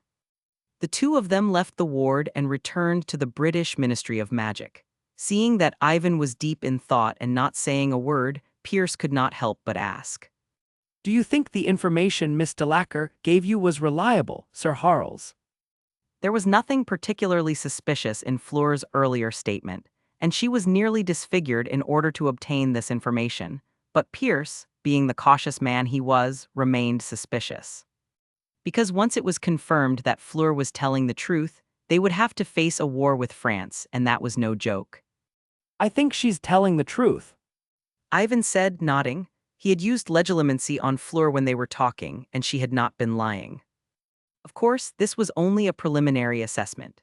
Aside from protecting Fleur at St. Mungo's hospital for magical maladies and injuries, he also had another goal in mind, which was to use the subsequent examination as an excuse to ensure that she was not under the influence of the imperious curse or had her memory altered. Ivan would not have been so suspicious of his old acquaintance if he could help it, but facing Grindelwald's cunning adversary, they had to be extremely cautious. So what do we do next? Move against the French Ministry of Magic immediately. Piers asked. Ivan hesitated. There was no way he was going to let Grindelwald take control of France so easily and gain a base of operations, so it was only a matter of time before he did something about it. However, Ivan was not stupid enough to charge into the French Ministry of Magic without any information, and even if they had more men, they would most likely be killed there. Their encounter with the North American Magical Congress was a lesson learned. Over 100 North American Aurors, working together with the protective enchantments in the Capitol building, were able to completely suppress Grindelwald.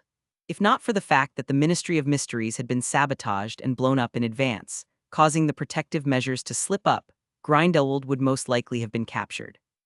With this in mind, Ivan instructed Pinga to infiltrate the French Ministry of Magic, as he needed to know how much control Grindelwald had over the ministry.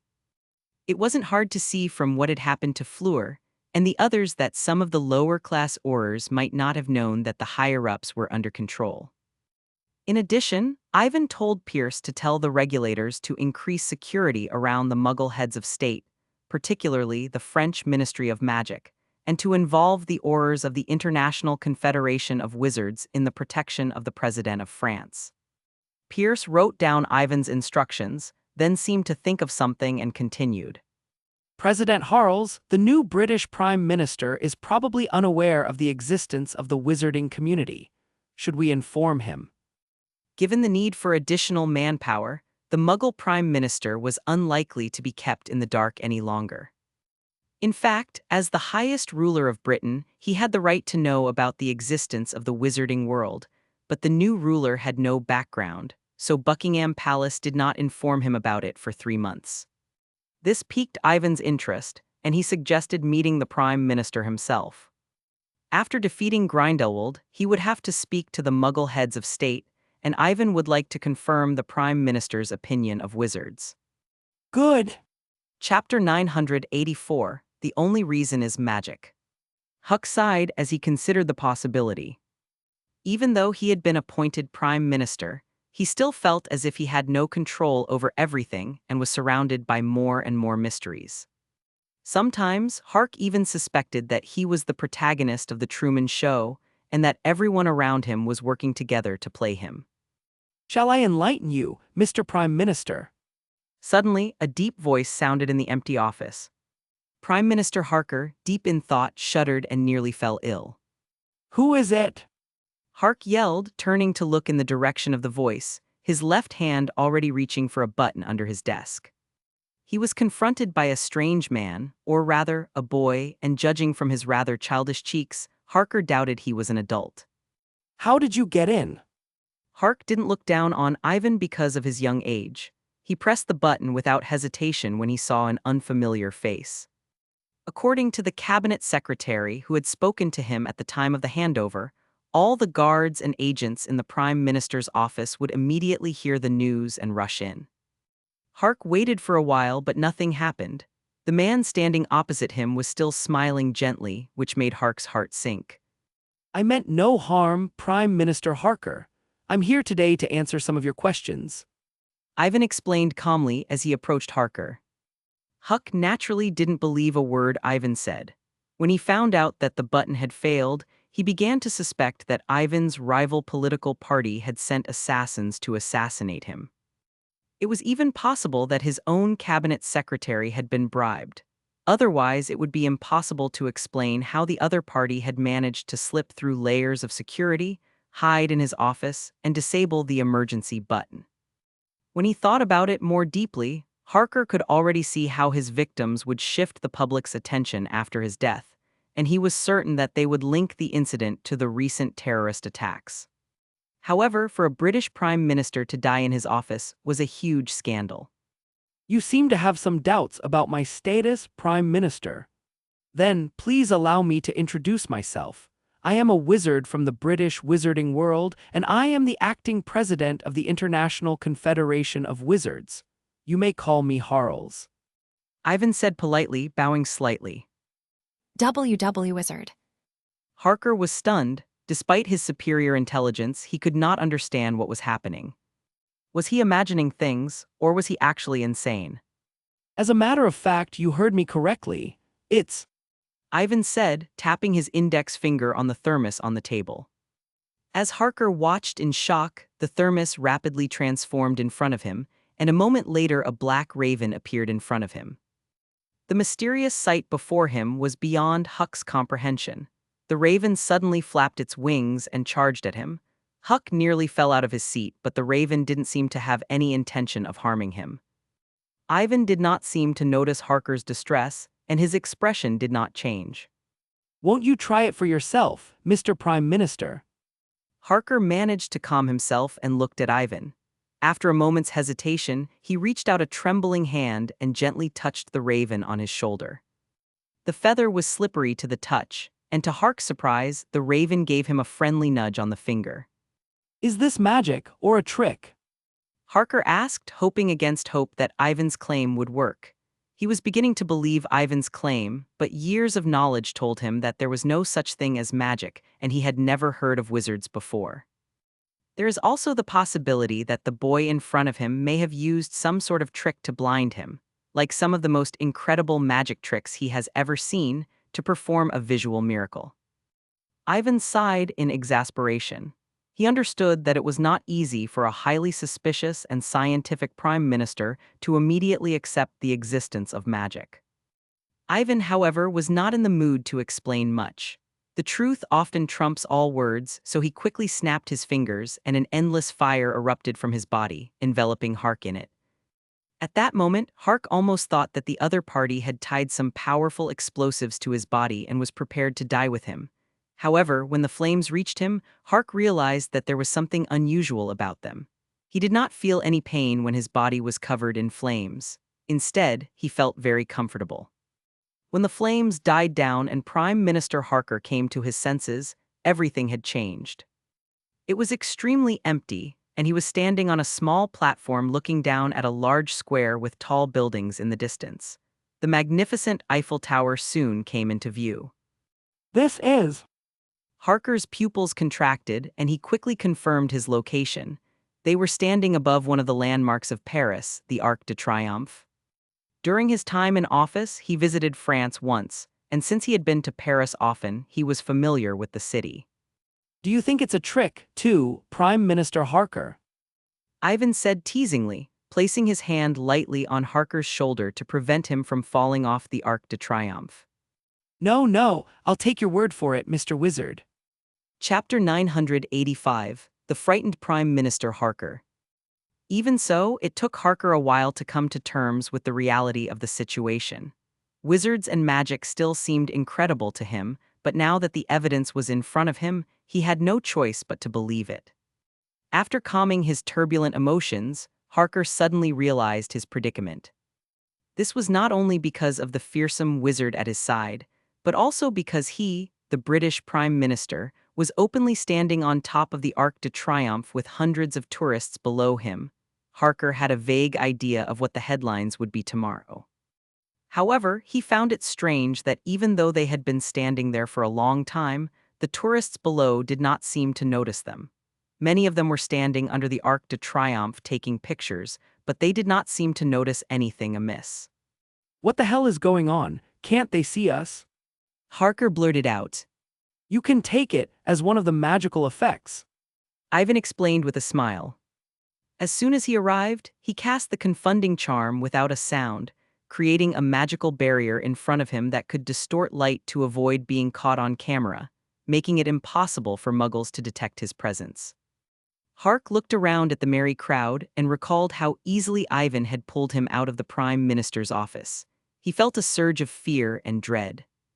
Ivan was the first wizard he had ever known, but the extent of his magic was beyond his wildest dreams. Hark even suspected that if the other party was determined to kill him, the British supreme ruler, he would not be able to escape even if he hid inside a nuclear bunker.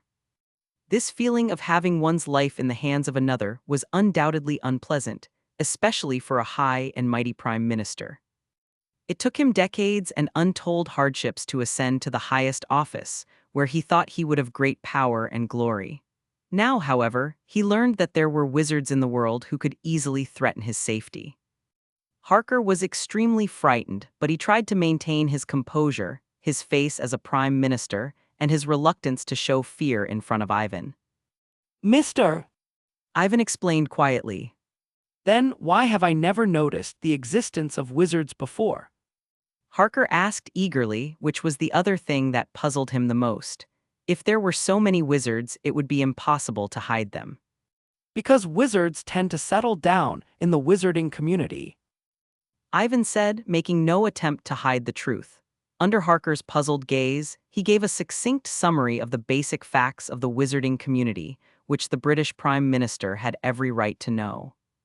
When Hark heard that there was another magical world under the normal world he lived in, including magical creatures like dragons and unicorns, he couldn't help but feel a sense of yearning. However, this sentiment was quickly dispelled by Ivan's introduction to the various policies of the wizarding world. He was shocked and furious when he learned that wizards would often use memory charms to erase the memories of muggles who had accidentally witnessed magic in an attempt to hide the existence of the wizarding community. Who gave these wizards the right to tamper with and erase people's memories? if every British Prime Minister has the right to know about the existence of the wizarding community, why am I only aware of it now? Harker asked, sounding offended. It was a deliberate attempt to test the limits of his Muggle Prime Minister status, despite the danger it posed. Whatever Harker was thinking could not be hidden from Ivan. Ivan was not above being kind to the Prime Minister, who seemed calm on the surface but was actually quite flustered, so he ignored Harker's slightly offensive questioning and calmly explained the situation. There's been some trouble with the wizarding community recently, so we've had to postpone our meeting with you. Ordinarily, however, Buckingham Palace and your predecessor would have informed you of such matters. Ivan added, not wishing to pass the blame off as his own carelessness, but rather placing the blame on the Muggle heads of state. As expected, Harker immediately looked annoyed and blamed his loss of composure on the irresponsible former prime ministers. Even though Harker had used underhanded tactics during the election to damage the peace between them, they should never have hidden something so important from him. By the way, did you just say that you wizards are having some trouble lately? Hark asked curiously.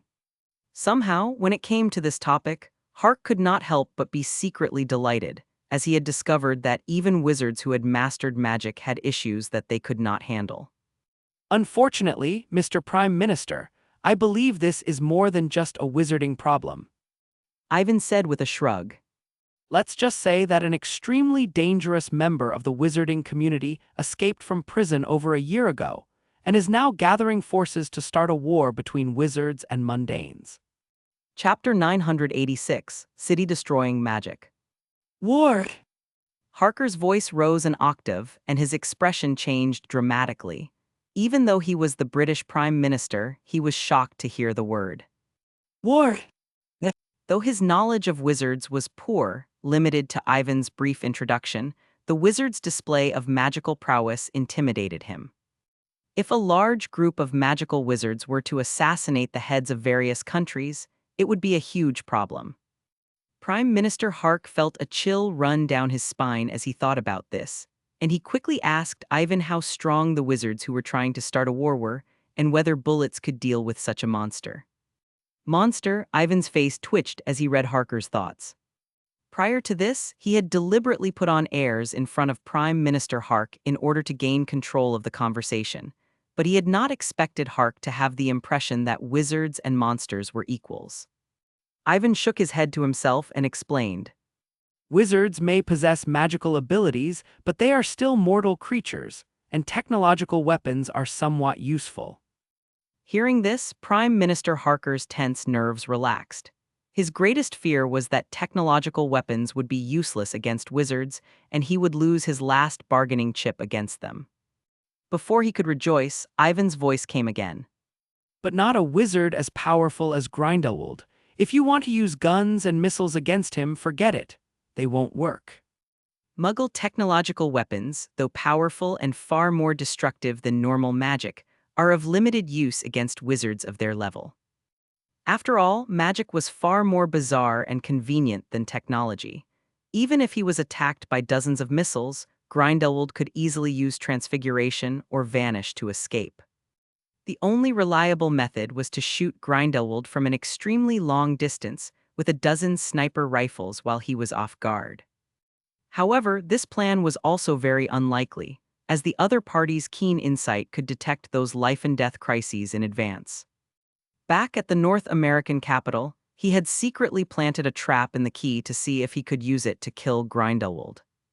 Grindelwald would not have been injured if apparition had not been impossible inside the capital. Hark was dubious about Ivan's claim, and even vaguely believed that it was the wizard's lack of knowledge of technological weapons that had led Ivan to make such a claim. Seeing that Hark was not going to give up, Ivan coldly warned him. Let's just say Grindelwald could easily destroy an entire city with a fierce fire if he had some time and no other wizards to stop him. I mean reduced to ashes and nothing left. Ivan added after a pause. Huck sucked in his breath. It was possible to destroy an entire city with their nuclear weapons, but they would inevitably leave behind ruins, and, as Ivan had said, if an entire city was reduced to ashes, nothing would be left of it. Ivan smiled. He wanted Harker to understand the high-end fighting capabilities of wizards and to dispel whatever thoughts were in Harker's mind. Wind! Ivan's words caused a gentle breeze to blow across the vast Place de Gaulle, causing the wind to speed up. The trees shook and the tourists below shouted in panic, but Ivan did not stop. He pointed his finger at the sky and spoke again. Cloud! The originally sunny sky instantly darkened.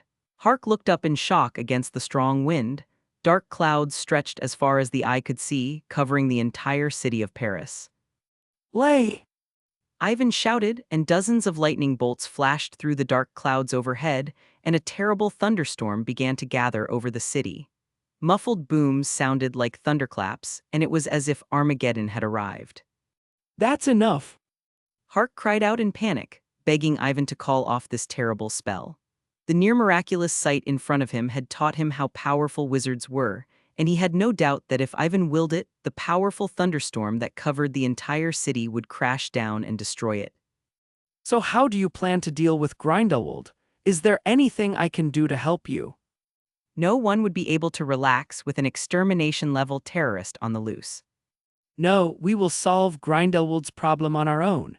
And we are here to inform you that the British government will cooperate with us in covering the trail of wizards.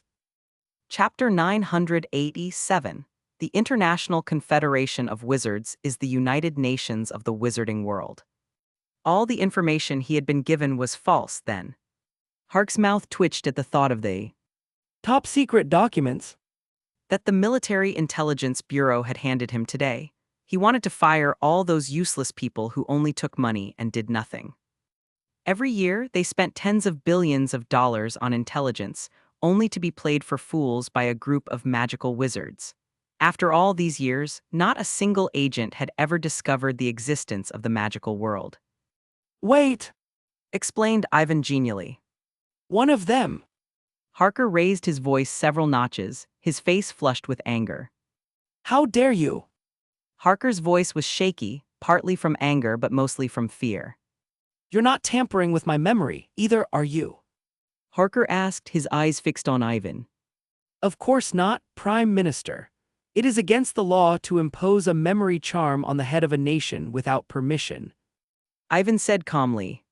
You need not worry about that. The wizarding community has perfect rules and regulations that govern the casting of all wizards, and if anyone breaks the rules, we are responsible for putting them in jail. Oh? By the way, what about Grindelwald and the so-called saints? Didn't you say that all wizards were under your control? Harker asked curiously. They're an exception. In fact, Grindelwald and his fellow saints are trying to overturn the system so that all wizards can perform magic without fear, which is why we need to capture him. Ivan explained. Harker's face fell. He found it hard to imagine how chaotic the world would be with a large group of wizards who could cast spells at will. Also, according to reliable sources, the president of France is most likely under Grindelwald's control, so we've been preparing additional security for you. Ivan added. Harker's face darkened further. Ivan's words had given him a sense of crisis, but he was also reluctant to see more wizards in the Prime Minister's office. Wouldn't his life be in their hands? Ivan saw Harker's concern, and after a moment's thought, he took a piece of parchment from his sleeve and handed it to Harker. What's this? Harker asked, looking at the parchment. It was filled with names, some of which he was familiar with, such as Kingsley Shacklebolt, the new deputy director of military intelligence, and his personal secretary. They're all working for you. Harker gasped. So many important positions had been replaced without him noticing. No, it would be more accurate to say that they are dedicated to protecting you. Ivan corrected Harker. I'm sure you're aware of that these days, aren't you? They are competent enough to take on these positions, and they take every instruction you give them seriously. Harker opened his mouth to retort, but decided against it, understanding that Ivan's offer of the list was a sign of good faith in their cooperation. Otherwise, he would never know who was on his cabinet's side and who was a wizard. The key point was that Ivan was right. These wizards were far more useful and ridiculously efficient than officials with their own agendas, which was why he had not dismissed his private secretary despite his suspicions that she was mentally ill. With that in mind, Hark decided to agree to Ivan's proposal to increase the number of people in the Prime Minister's office, although he would have to decide how many people to send and who to replace them. Who should I talk to if something goes wrong with the wizards? Hark asked after a long hesitation. You can contact me directly. Chapter 987, Part 2. The International Confederation of Wizards is the United Nations of the Wizarding World. A sharp pain shot through Harker's body, and he stumbled back, clutching his right hand when he saw a tattoo-like mark on his wrist. A mark spell through which you may contact me at any time. Ivan said with a smile. Just call out my name when you need to see me. Harker nodded thoughtfully, although he had his doubts about Ivan's ability to command the wizards, who seemed so young. What did you say before, that you were in the Union? Hark ventured. I am acting president of the International Confederation of Wizards, with full authority over everything to do with Grindelwald. Ivan beamed at Prime Minister Harker. You can think of the Confederation as the United Nations of the Wizarding world. Wouldn't that make him the President of the United Nations? Harker's eyes widened. But Or did he possess some sort of magic that prevented him from aging? Did he look young, but he was actually 180 years old? Harker was envious of this possibility. Ivan did not attempt to correct Harker, but instead used apparition to send the British Prime Minister back to his office. Harker was relieved to be back in his familiar territory, and Ivan didn't want to linger. If there is nothing else, that will be all for today's meeting, Mr. Prime Minister. Please write the personnel list on the back of the parchment, and I will send for it. Oh! Harker nodded, but before he could say anything, Ivan vanished out of sight. Are you still there, wizard? Hark asked tentatively. When no one answered, he sat down, his legs trembling and his back soaked with cold sweat, as if he had just survived a life-or-death situation. During their previous conversation, Ivan had been very polite and respectful, but Hark could tell that he was just being polite. Judging from how the other party was constantly casting spells to intimidate him without his consent, he was afraid that he did not have much authority as Prime Minister. Wizardry. Wanting to be a wizard, interesting, muttered Ivan, rubbing his chin. He had spoken so much to Harker and had gone out of his way to show his strength in an attempt to test Harker's reaction. He had expected Harker to want to be a wizard. In Ivan's vision of a change that would be non-bloody and non-confrontational, it would require the support of the vast majority of Muggle high-ranking officials, and would undoubtedly be the best solution. But the key is how to do it, and there is no precedent for that. How's the investigation into the Aurors coming along? Any problems? Yvonne asked simply. After receiving the information from Fleur, he instructed Flun to screen Aurors from the Swift Response Force, especially those from France, for possible undercover agents sent by Grindelwald. They're all normal. None of them are under the Imperious Curse. And it seems Grindelwald sent all of the Aurors against him to gain control of the French Ministry of Magic. Flan explained. It's best to be cautious. Don't let on that Grindelwald is in control of the ministry. Now is not the time. Ivan said noncommittally. Grindelwald was a master of all kinds of strange, dark magic and was equally good with words. He did not need the Imperious Curse to control a wizard. So what do we do next? Get the president out of there first. Asked Fran solemnly. No, it's too much of a risk. It's too easy to tip our hand, Said Ivan, turning down Furlan's suggestion that Grindelwald interfere with the Muggle world. The saints who had been pursuing Fleur had all been killed by Pierce's informants in France, so Grindelwald could not be certain that the French Ministry of Magic had been compromised, and controlling the French president was top secret.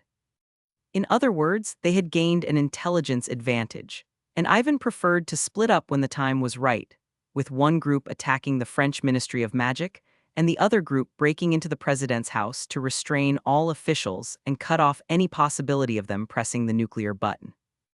Ivan was prepared for the worst and sent Connor to contact the president of North America to secretly mobilize anti-missile systems in various European countries, which would form the first line of defense should Grindelwald decide to resort to nuclear weapons.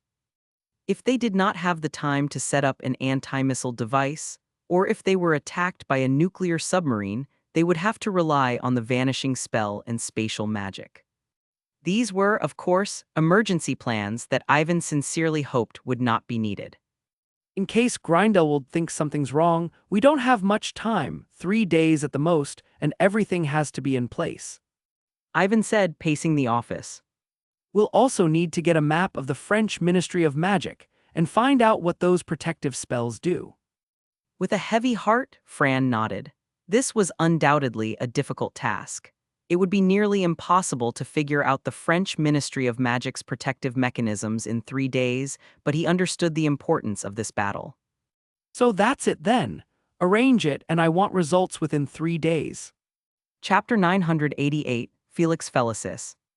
For the next few days, the wizarding community enjoyed a rare period of calm. The rioting saints seemed to have vanished into thin air, news of attacks on Muggles dwindled, and Grindelwald was nowhere to be seen. Ivan, however, did not let his guard down. He knew that this was all calm on the surface. No one knew what Grindelwald was planning. In light of this, Ivan did not remain idle while ordering Flun and the others to prepare for war. Instead, he continued brewing an extremely complicated potion, Felix Felicis. From what he could gather, this powerful potion could make the drinker lucky for 12 hours, and could even strengthen their sixth sense to guide them to the best decisions. In the original timeline, for example, Harry was able to obtain the secret of Voldemort's Horcruxes from Horace Slughorn by following Dumbledore's instructions. Of course, there was a reason why this potion was not popularized despite its powerful effects. Every ingredient used to brew this potion was extremely precious, and it was extremely difficult to brew. There were many procedures involved, and the slightest mistake could turn this lucky potion into a lethal poison. By Ivan's estimate, Snape and Slughorn were the only 2 wizards in the British wizarding community capable of brewing Felix Felicis. Ivan, who had recently improved his knowledge of potions to nearly level 8, naturally had the ability to brew Felix Felicis. It just so happened that Dumbledore's memory contained the recipe for Felix Felicis, so Ivan had been preparing it since then to brew a potion that would decide the outcome of a battle. However, when Ivan finally got the hang of it, he found out that the brewing process of Felix Felicis was extremely tedious, and it took him several months to brew the potion. Looking at the golden liquid flowing in the cauldron, Ivan carefully took a reagent and filled it with the potion. Then, he opened the system column and checked. Magical item, Felix Felicis. Quality high. Description: this is a very magical potion, and drinking it will give you great luck for a while, but remember not to believe in its power, as an ant can never defeat an elephant with it. Remarks: if you drink too much, you will suffer the consequences. Don't you want to focus on its power? Ivan muttered to himself, rubbing his chin as he read the system's instructions. It seemed that Felix Felicis was not as powerful as he had expected. It was also explained that the maximum duration of the potion was 12 hours, and that it could not be drunk repeatedly for several years. Otherwise, it would become a poison, or the effects would be counterproductive, causing one to become extremely unlucky and do extremely stupid things in response to a sixth sense. Ivan had always been wary of potions that affected one's luck and judgment. Ivan preferred to remain as he was, with a clear head, rather than floating good luck or unexplained hints. However, the subsequent attack on the French Ministry of Magic was far too dangerous, as Grindelwald had been in France for over a year, ever since he disguised himself as Iris. It was hard to guarantee that Grindelwald would not leave something behind, and this caused Grindelwald a certain amount of unease. In addition, there was another important matter that required the power of the Felix Felicis, and that was to destroy the Horcrux. Although they now knew that it was in the possession of a witch named Allison, it would not be easy to find her, let alone destroy her in a chaotic battle. This usually requires some good luck.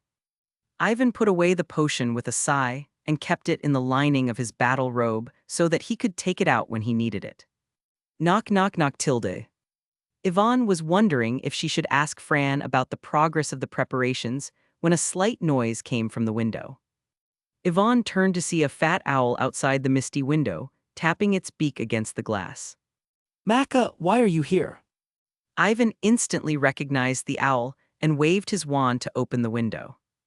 After his graduation from Hogwarts School of Witchcraft and Wizardry, he arranged for Marka to stay at his home. Because of his magical seal, Ivan did not bother to use his owl to deliver messages. He was surprised that Marka was able to fly all the way to his home, despite the fact that she had put on so much weight. The Malka, which had just flown in through the window, had no idea that its master was cursing it in his head. It happily flew around Ivan twice, then perched on his shoulder and displayed the letter tied to his foot. Yvonne unslung the letter and opened it. Hermione's name was on the end of the letter, and the message was brief and to the point. Concerned that the witch might be in trouble, Ivan quickly collected the letters and used Disapparated to return to his London home. Mr. and Mrs. Granger were shocked when Ivan suddenly appeared in front of them. After some questioning, Yvonne learned from Mr. and Mrs. Granger that no one had been bothering them lately, and that Hermione had been spending most of her time in the alchemy lab since returning from her holidays. With a little curiosity, Ivan went upstairs and pushed the door open. The spacious alchemy room was very messy, with many alchemy materials and failed magic items on the table. The little witch he had been longing for was busy in the alchemy room with her magnificent Ravenclaw crown. Hermione turned quickly at the sound of the door opening, and when she saw Ivan, her face lit up with joy, and she dragged him to a wooden target. What?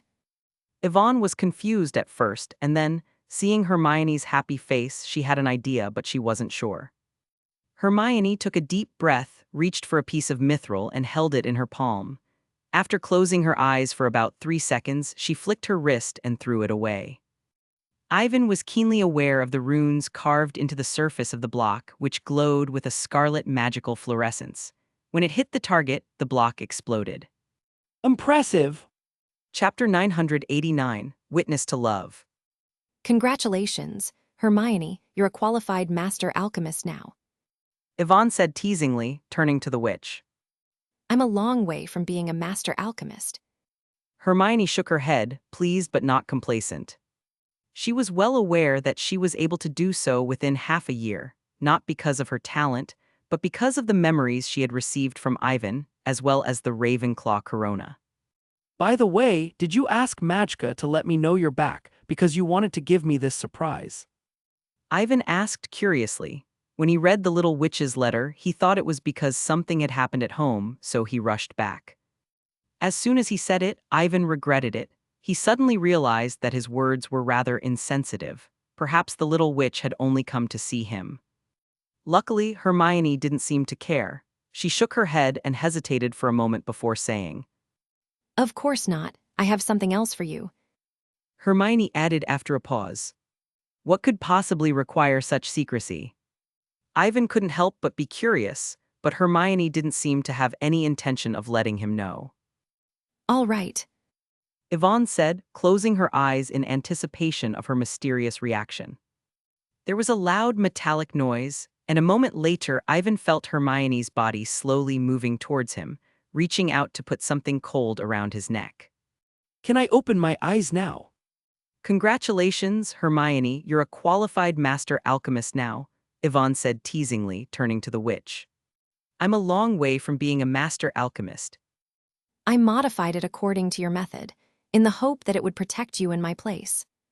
The little witch stammered, her fair cheeks turning pink. She had been concerned for Ivan's safety ever since she read about the Battle of the North American Magic and French Association in the Daily Prophet. It was especially unbearable for Ivan to risk his life against Grindelwald and the Saints while worrying about nothing but staying at school or at home. However, Hermione knew that she would not be of much help to Ivan if she were to join the Swift Response Unit, and thus came up with the idea of learning alchemy to modify and create protective props. Despite Ivan's skill in alchemy, which allowed him to create many powerful protective magical tools at will, there was one exception to this rule: the crescent pendant that Ivan had given her 2 years ago. What is it, Ivan? Did I make a mistake? Hermione asked when Ivan did not respond for a long time, afraid that she had made a mistake and damaged the precious treasure. No, I just wanted to say thank you. Yvonne said, touched, and pulled the little witch into her arms, kissing her before she could react. Taken aback by Yvonne's directness, Hermione's brown eyes were squeezed tightly shut, and she was visibly nervous, but then she relaxed, and their lips met as they felt each other's passionate love.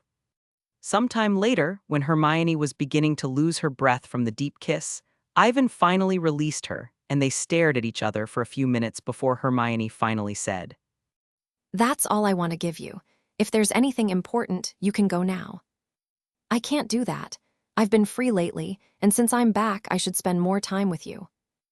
Ivan could hear the resentment in the little witch's voice and responded with amusement, temporarily pushing the idea of meeting up with Fran and the others out of his mind. In any case, things could be pushed back until tomorrow. Let them all wait. Then, my little princess, I have a surprise for you as well. Would you like to see it? Ivan asked, extending his right hand in invitation. Of course. Chapter 990, in front of Versailles. Early the next morning, as the morning sun streamed through the window, Ivan sat up in bed and turned to look at Hermione, who was fast asleep. The little witch was curled up under the blanket, her fair face still flushed, and Ivan had no intention of waking her. He leaned over and kissed Hermione on the forehead, then quickly put on his battle robe, got out of bed, washed up, and used apparition to return to the International Confederation of Wizards. By the time Ivan entered the headquarters, Colin Morton and the other Aurors had already arrived and were gathered in the hall, awaiting his orders. After the past few days of training, the 600 Aurors were no longer as disorganized as they used to be. They were all dressed in neat uniforms and stood solemnly on either side of each other. Ivan nodded to himself at this, then turned to Fren. How's the job I arranged for you 3 days ago coming along? Furlong did not hesitate to reply. The results are in, President Harles, as we were able to extract information from a senior French Ministry of Magic official last night. As Miss Delacour reported, Grindelwald has the entire ministry under his control, although he has not been seen for a month, and the high-ranking official is unaware of his movements. Flynn added, What about Allison? Did you find the witch I asked you to find? Ivan asked after a moment of silence. According to the man's confession, this witch, Allison, is also in the French Ministry of Magic, and is now in the position of secretary to the minister. Flan replied, Good, you did a good job. Ivan nodded in satisfaction. Due to the urgency of the situation, he had only given Fran 3 days. He thought she would be lucky to find out anything, but she did. Since the other side was also present, the French Ministry of Magic would be able to get their hands on the Horcruxes. You have to be discreet, understand? Ivan warned Colin Morton and the others. Controlling the French president was no small task. If they failed, they would have to face the French military. We'll see to that, President Harles. Colin Morton replied solemnly, obviously aware of this fact. Ivan's gaze swept across the room, and he enunciated each word clearly. In case the disappearance of the senior official alarmed Grindelwald, he decided to act today. The small lurks in the mountains, the middle lurks in the city, and the large lurks in the court. Too slow. Ivan scowled, worried that he might attract the attention of the French Aurors. Even a fool could tell when so many Muggles were rushing out. If a battle were to break out prematurely and both sides engaged each other in the square, it would most likely result in the deaths of many tourists. Flan apparently realized this, but couldn't think of anything better to do. What about the next rain? Let them go. Ivan suggested suddenly. It's raining. For a moment, Fran was stunned. She looked up at the clear sky. It didn't look like rain. Flan turned to Ivan and was about to ask him something when Ivan snapped his fingers and the clear sky darkened. The white clouds turned black, and with a loud crack of thunder, rain began to fall. What's going on? It's raining. Chapter 991, Attacking the French Ministry of Magic. Shut your ears, peacekeeping, all protection, Muggle banishment. Begin the operation. Fran and the others nodded and jumped into the blue pool. Yvonne did not follow him immediately. Instead, she took a bottle of potion from her pocket and poured the golden liquid down her throat. The Felix Felicis tasted very strange. Ivan smacked his lips and did not taste it carefully. Instead, he focused on the changes in his body after drinking the potion. He had a vague feeling that there was something different about him, but he could not put his finger on it. Ivan's eyes flashed. He took a deep breath, composed himself, and jumped into the pool with the Aurors. As if passing through a thin curtain of water, the bottom of the pool was not dark, but a magnificent hall. Who are you? What are you doing in the Ministry of Magic? I am the executive minister of the International Confederation of Wizards, Flan. Last night, I was informed that a saint had infiltrated the French Ministry of Magic in disguise and have been ordered to conduct a search. Flan said with a sneer as she showed Ivan's signed warrant to him, her right hand on her wand. The leading Auror swallowed hard and said shakily, I'm sorry, but we didn't receive any notice, and the International Confederation of Wizards has no right to search the Ministry of Magic directly, so... However, Fran and the others ignored him and pulled out their wands to force their way in. If Ivan had not instructed them not to make the first move, these Aurors would have fallen to the ground. The pressure on the French Aurors from Flun's aggressive approach caused the leader of the group to pull out his wand and point it at Flun. Stop them! Chapter 992, The Battle of the Department of Mysteries. Stupefy, stupefy. Petrificus, all petrified. Excelarmus, excluding your weapon. Confringo, explosion. Flan and the others waved their wands and cast spells together. Under the bombardment of hundreds of exploding spells, a large number of cabinets instantly exploded. However, these huge, rectangular cabinets were very strong, and there were an unimaginable number of them. In the end, only a small portion of the cabinets were destroyed by the successive explosions. Many more cabinets had already broken through the hastily set up magical barrier and crashed straight into them. Flan's face darkened, but in the end, she chose not to fight to the death. After pulling out the nearest Auror colleague who had his foot stuck in the ground, she pulled him along and rolled away. The large and heavy cabinet swept past Fran and the others. The huge wind pressure caused their backs to hurt, and the two Aurors who could not react in time were sent flying. As soon as he landed, he scrambled to his feet with an ugly expression on his face. This was not only because of his two colleagues who had just been killed, but also because they were surrounded by large cabinets. A small number of people could also feel the ground shaking and rising rapidly, while the other side was descending rapidly. It was obvious that the other party wanted to separate their team of over 100 people, and it seemed that they had already done so. Even if they blew up the cabinets in front of them now, due to the difference in height, they would not be able to meet the others in a short period of time. Be careful, all of you. Flan warned loudly, holding her wand out in front of her. The remaining dozen or so Aurors did not dare to be negligent and stood back to back, looking around warily. Suddenly, there was a sharp cry from within the Department of Mysteries, and Flan looked up to see a dark shadow passing over the cabinet so fast that even he could not see it. While everyone was distracted, the cabinet on the right suddenly opened, and another black shadow sprang out, its sharp claws slashing at the face of one of the Aurors. The Aurors were too distracted to dodge, and several deep bloody gashes appeared on their faces. Oh! The unlucky Auror covered his face and cried out in pain. His fellow Aurors quickly surrounded him and protected him while the healers took care of him. Flan naturally took notice of her injured colleague, and her face turned as black as the bottom of a pot. After breaking into this place, they had not seen a single hostile wizard and had been played for fools and had even been split up by the other party. Fran knew that he had to take most of the blame for what had happened. His previous attempt to kill his way in had gone so smoothly that he had underestimated the security and fallen into the trap.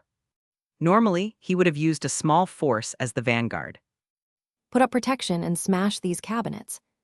Shouted Flan as she swung her wand at the cabinets in front of her.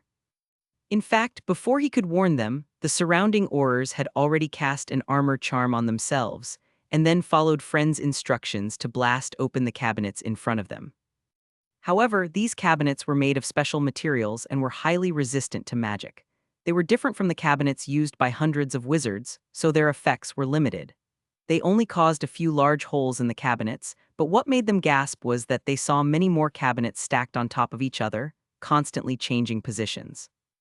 Like ghosts, several black shadows sprang out from these cabinets and attacked at an unimaginable speed. Their sharp claws slashed through the air like assassins. Even though all the wizards present were protected by protective enchantments, and none of them were injured in the first wave of attacks, they were suddenly attacked by a strange monster that was hiding in the dark. They could not even see the other party's face, and the pressure on them increased exponentially. Knowing he could not go on like this, he used the shield charm to block the second attack.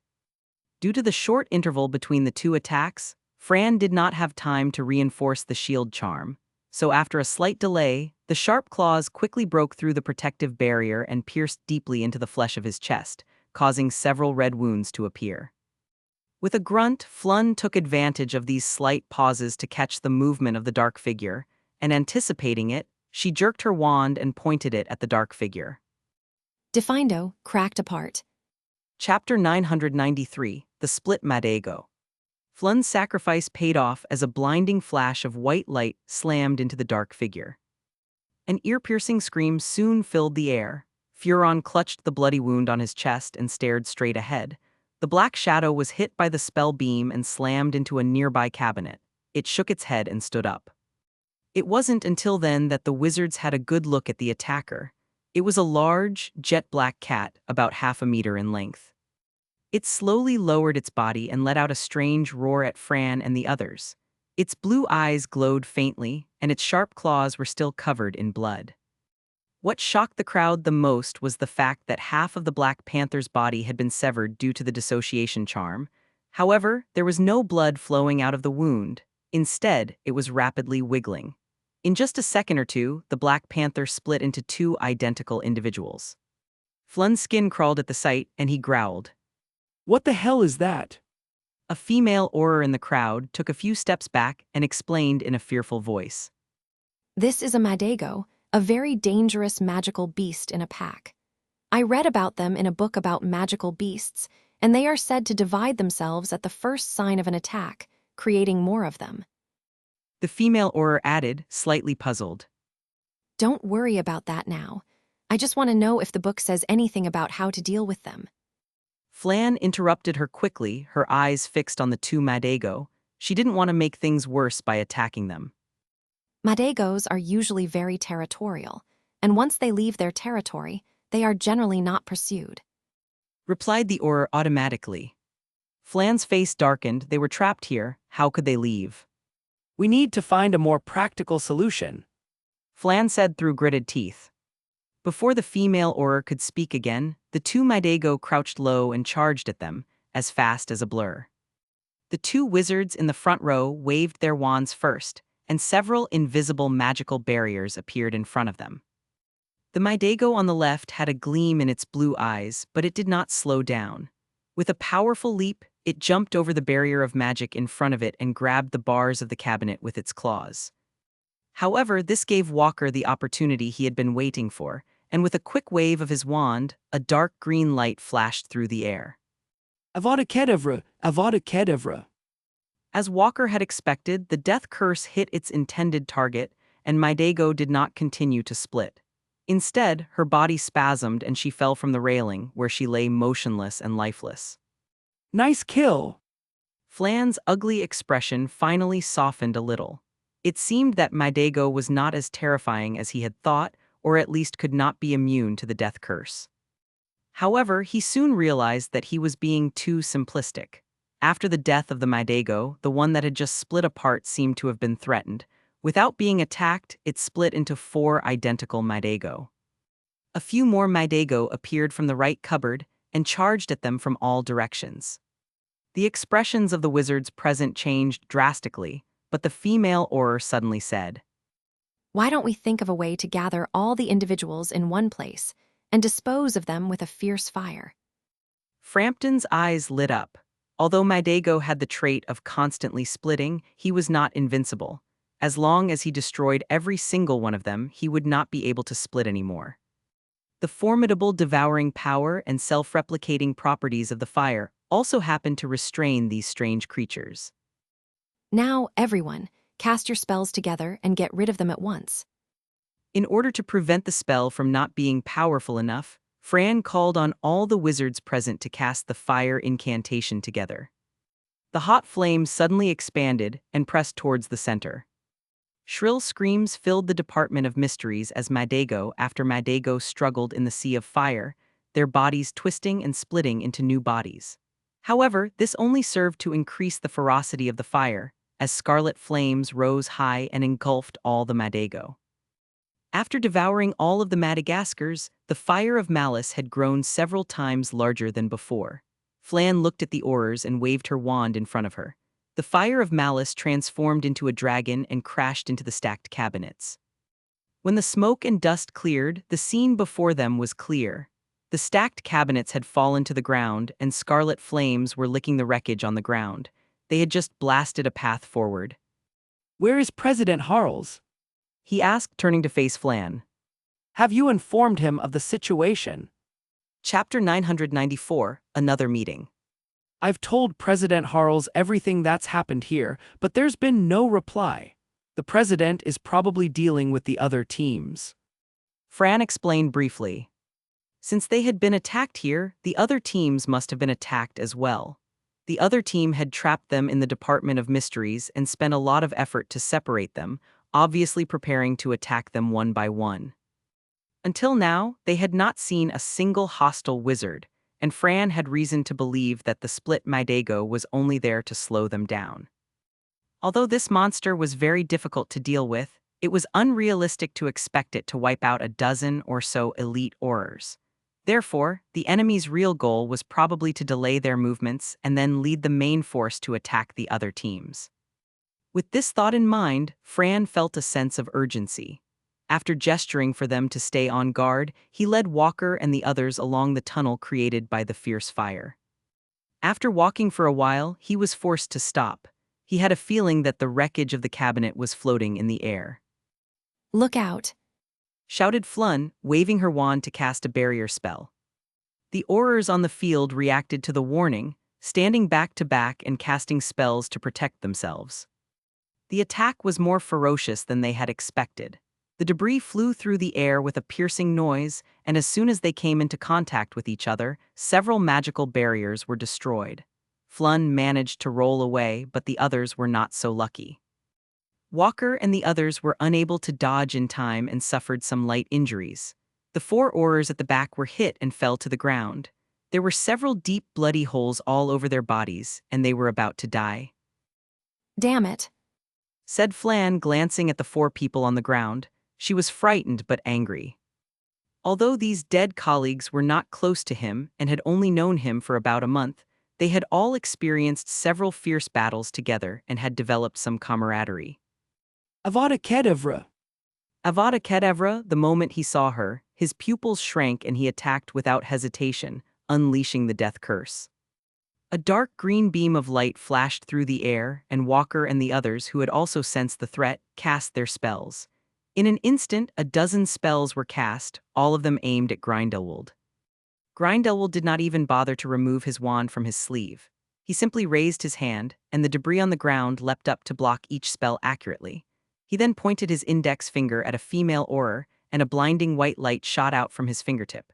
It was so fast that it was almost impossible to believe, and with one blow, the auror's shield charm was broken.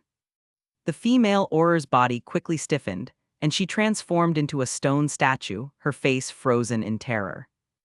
There was a chill in the hearts of the others as they watched the fate of the female auror.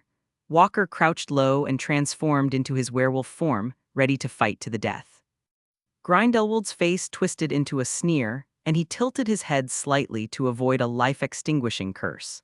Then, with a gentle wave of his right hand, the cabinet beside him flew up and knocked Walker away.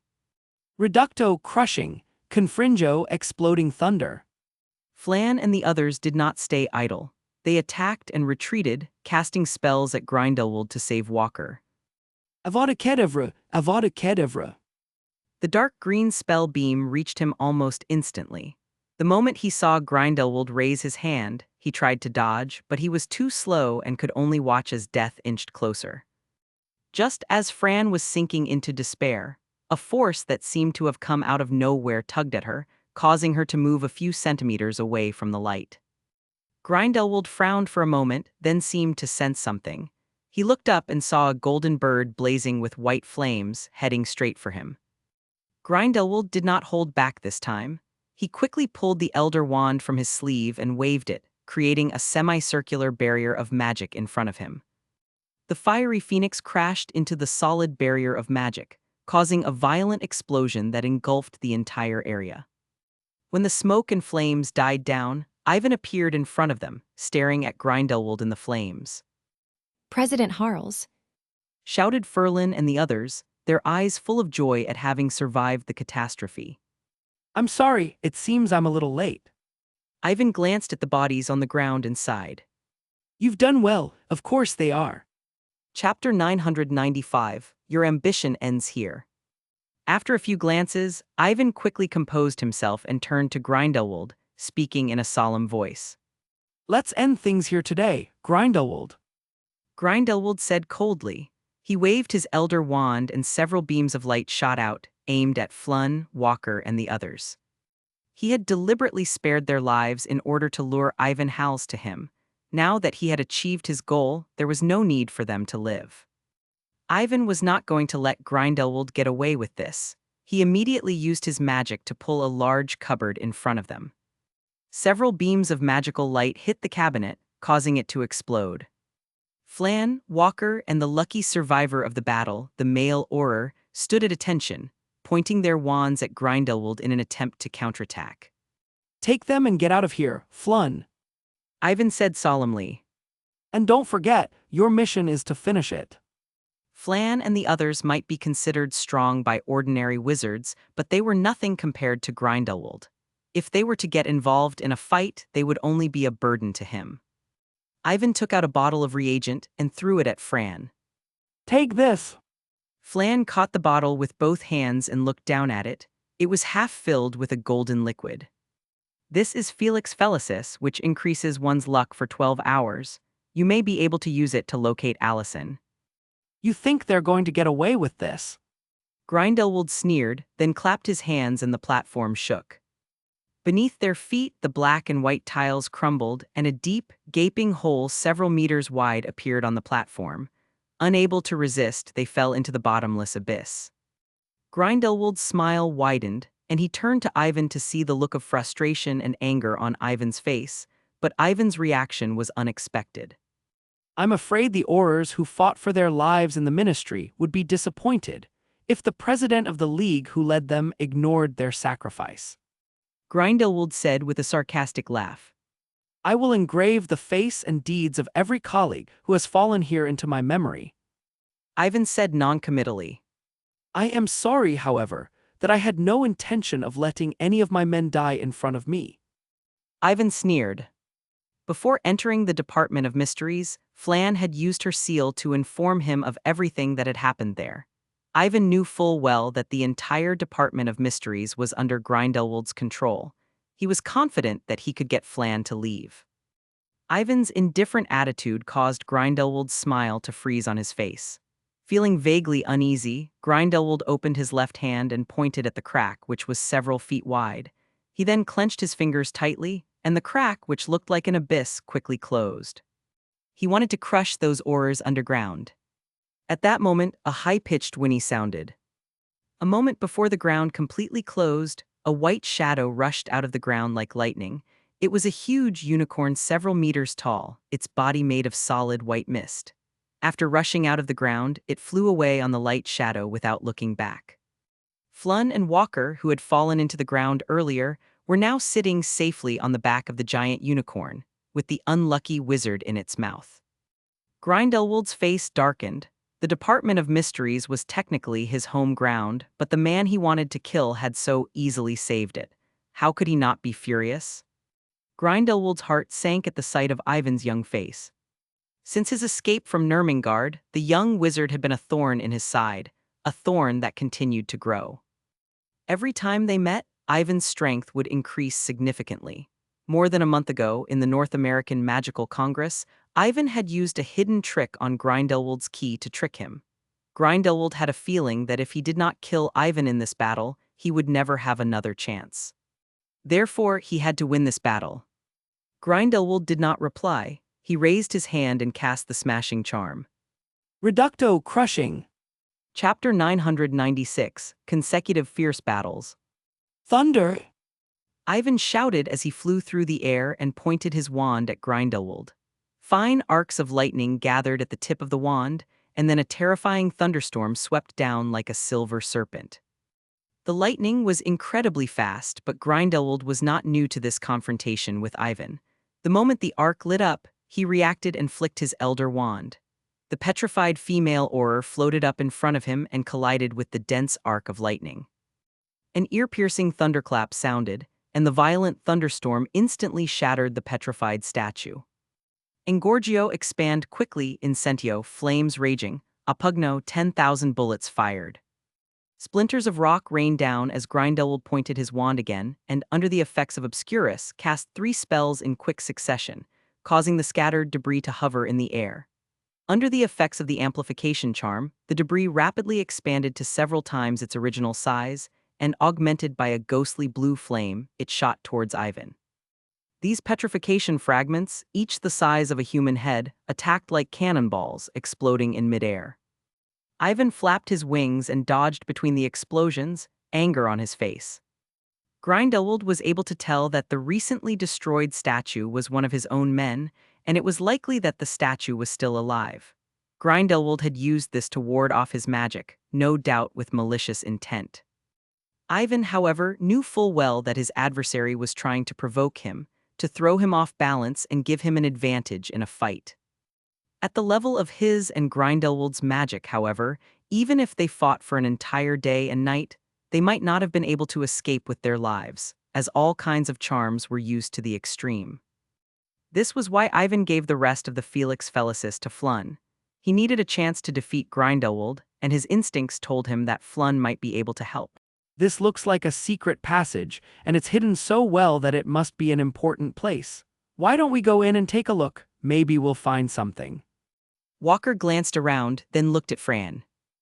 Aurorsis, on the other hand, had a different opinion. The ambush at the Department of Mysteries had traumatized him, and the 3 of them were the only ones who had died. Even if this secret passage was not a trap, it was bound to be extremely dangerous, so they had better gather more people before considering entering. What is this place? Walker asked aghast. It's probably the French Ministry of Magic's main control room. Fran guessed, looking around before focusing on the 5 wizards in the middle of the hall. The other 4 were just guards, and the one in the middle looked familiar to him. When he compared her to the picture in his mind, he was delighted. This was Allison, the witch they had been looking for. According to the intelligence, the Horcrux was on the other party's neck.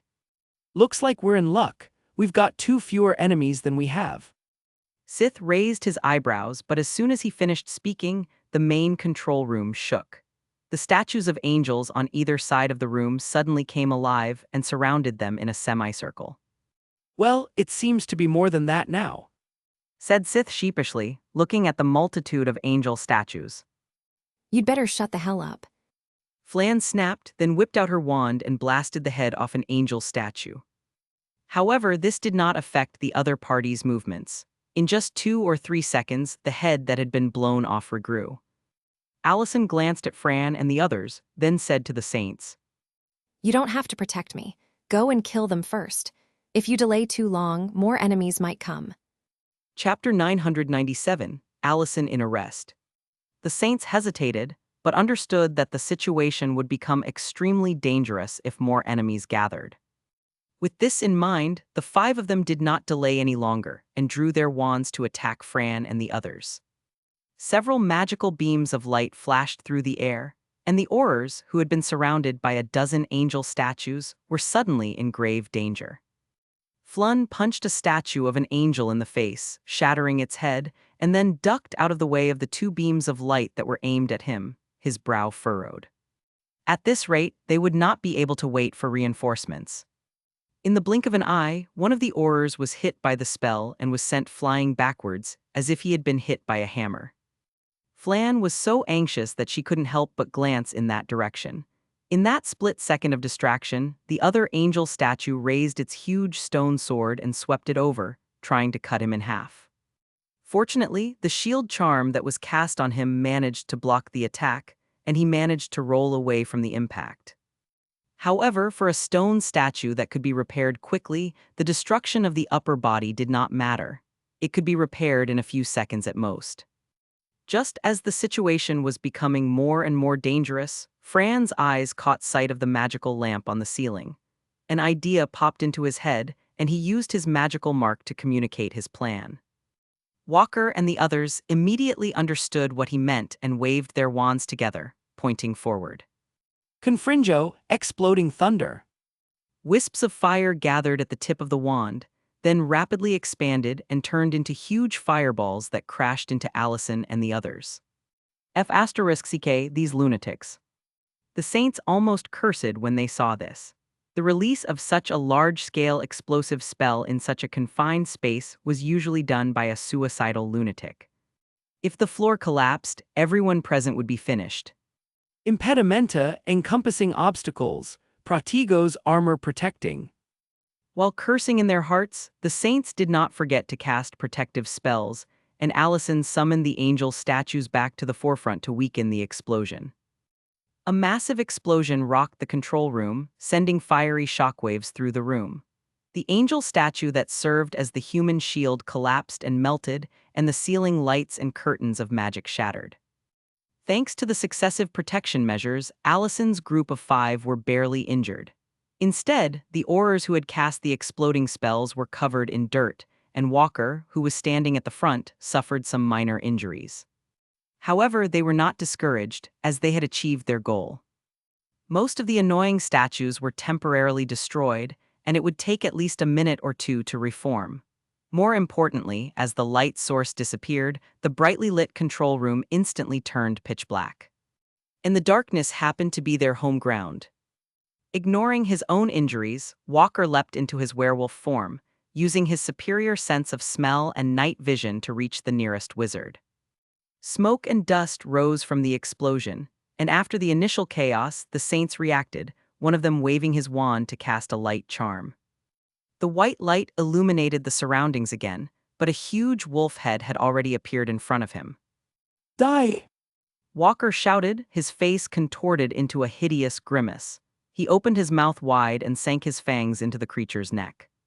The glowing light vanished and darkness returned, leaving behind a wail of pain. Walker bit down on the wizard's neck and swung, tearing a chunk of flesh out. Scarlet blood gushed from the wound, and the wizard, whose neck had been bitten in half, fell to the ground, convulsing a few times. Bah bah bah. Walker, his mouth full of blood, spat several times. This was the first time he had opened his mouth to bite someone. Similar cries soon filled the control room, indicating that Fran and the others were on the move. The werewolf form had the advantage in the invisible darkness, and the unprepared saints were caught off guard. Allison, who had not intervened in the battle all this time, finally could not sit still any longer. The charm in her hand shook vigorously, and scarlet flames shot out from the tip of her wand, surrounding her body as protection and illuminating the scene ahead. In that short period of time, 2 of the 4 saints protecting her were dead, and Flunn, in his werewolf form, charged at her. Allison, who was inexperienced in combat, panicked when she saw this, but she controlled the last living statue of the angel to swing its stone sword at Fran. Just as the blade was about to strike, a blue beam of magic struck the statue, sending it flying back, but Walker, now free, took care of the problem. By then, Fran had reached Allison. Get out of here. Chapter 998, The Final Duel. After dealing with these troubles, Flan and the others worked together to cast the illuminating charm to restore light to the dark control room. Are you all right, Sith? Walker asked when he noticed his injured colleague. I'm fine, I won't die for a while, Said Sith weakly, clutching his bloody chest. He tried to stand up but almost fell back down. If it weren't for the shield charm, he would have died. Don't move, reinforcements will be here soon. Let me tend to your wounds. Walker frowned as he helped Sith sit down in a corner and used his half-baked medical magic to stop the bleeding. Flan glanced over, and when she saw that Sith's life was not in danger, she knelt and pulled a strange triangular pendant from Allison's neck. The pendant's interior was a circle with a vertical line in the middle, which was familiar to Flan, as she often dealt with saints. However, the pendant in front of him looked particularly different. It had a blue magical fluorescence on its surface, and there was a faint sense of evil. Achilles' shield. Grindelwald waved his wand with all his might, and a brilliant magical shield appeared out of thin air. Under his full power, the shield completely solidified as if it were a reappearance of a myth. The thin beam of light struck the shield with a bone-jarring crack, and cracks appeared on the surface of the shield of Achilles, but were instantly repaired. Thunder. Ivan pointed his wand again, and blue lightning surged from the tip of the wand, nimbly bypassing the solid shield of Achilles and striking to the sides. Grindelwald did not fall for it. He waved his elder wand to ward off the lightning. As the battle reached a stalemate, Grindelwald's expression changed and his body began to shake. The shield he was holding shattered. Sectum Sempra, God's edge is shadowless. Was what Ivan had been waiting for. An invisible blade of magic flew from the tip of the wand and slashed straight at Grindelwald with indescribable speed. Surrender, Grindelwald, you have no chance of winning. Ivan stepped closer, disturbing Grindelwald's concentration with his words. It seemed that Grindelwald's destruction of the Horcrux had not affected him as much as he had hoped. No one knows how a battle will end until it is over. Grindelwald said slowly, pointing his elder wand to the ground. Numerous complex lines appeared on every tile, spreading in all directions. It should be about time. Chapter 999, The Final Duel 2. An invisible magical barrier rose from the ground and instantly enveloped the two of them. Ivan's face fell. He could feel his magic being hampered, and Grindelwald's momentum was rising again. A vast amount of magic was pouring out of the ground and into Grindelwald. Disappear, Hulse. From now on, I will create a wizarding world of my own, and you will be the final obstacle. Grindelwald declared, his voice high as he felt the vast amount of magic pouring into his body. Go to hell and dream. Ivan sneered, and when he realized his opponent was getting stronger, he attacked first. Wind! Ivan shouted, reaching out with his wand, and a gust of wind blew through the control room.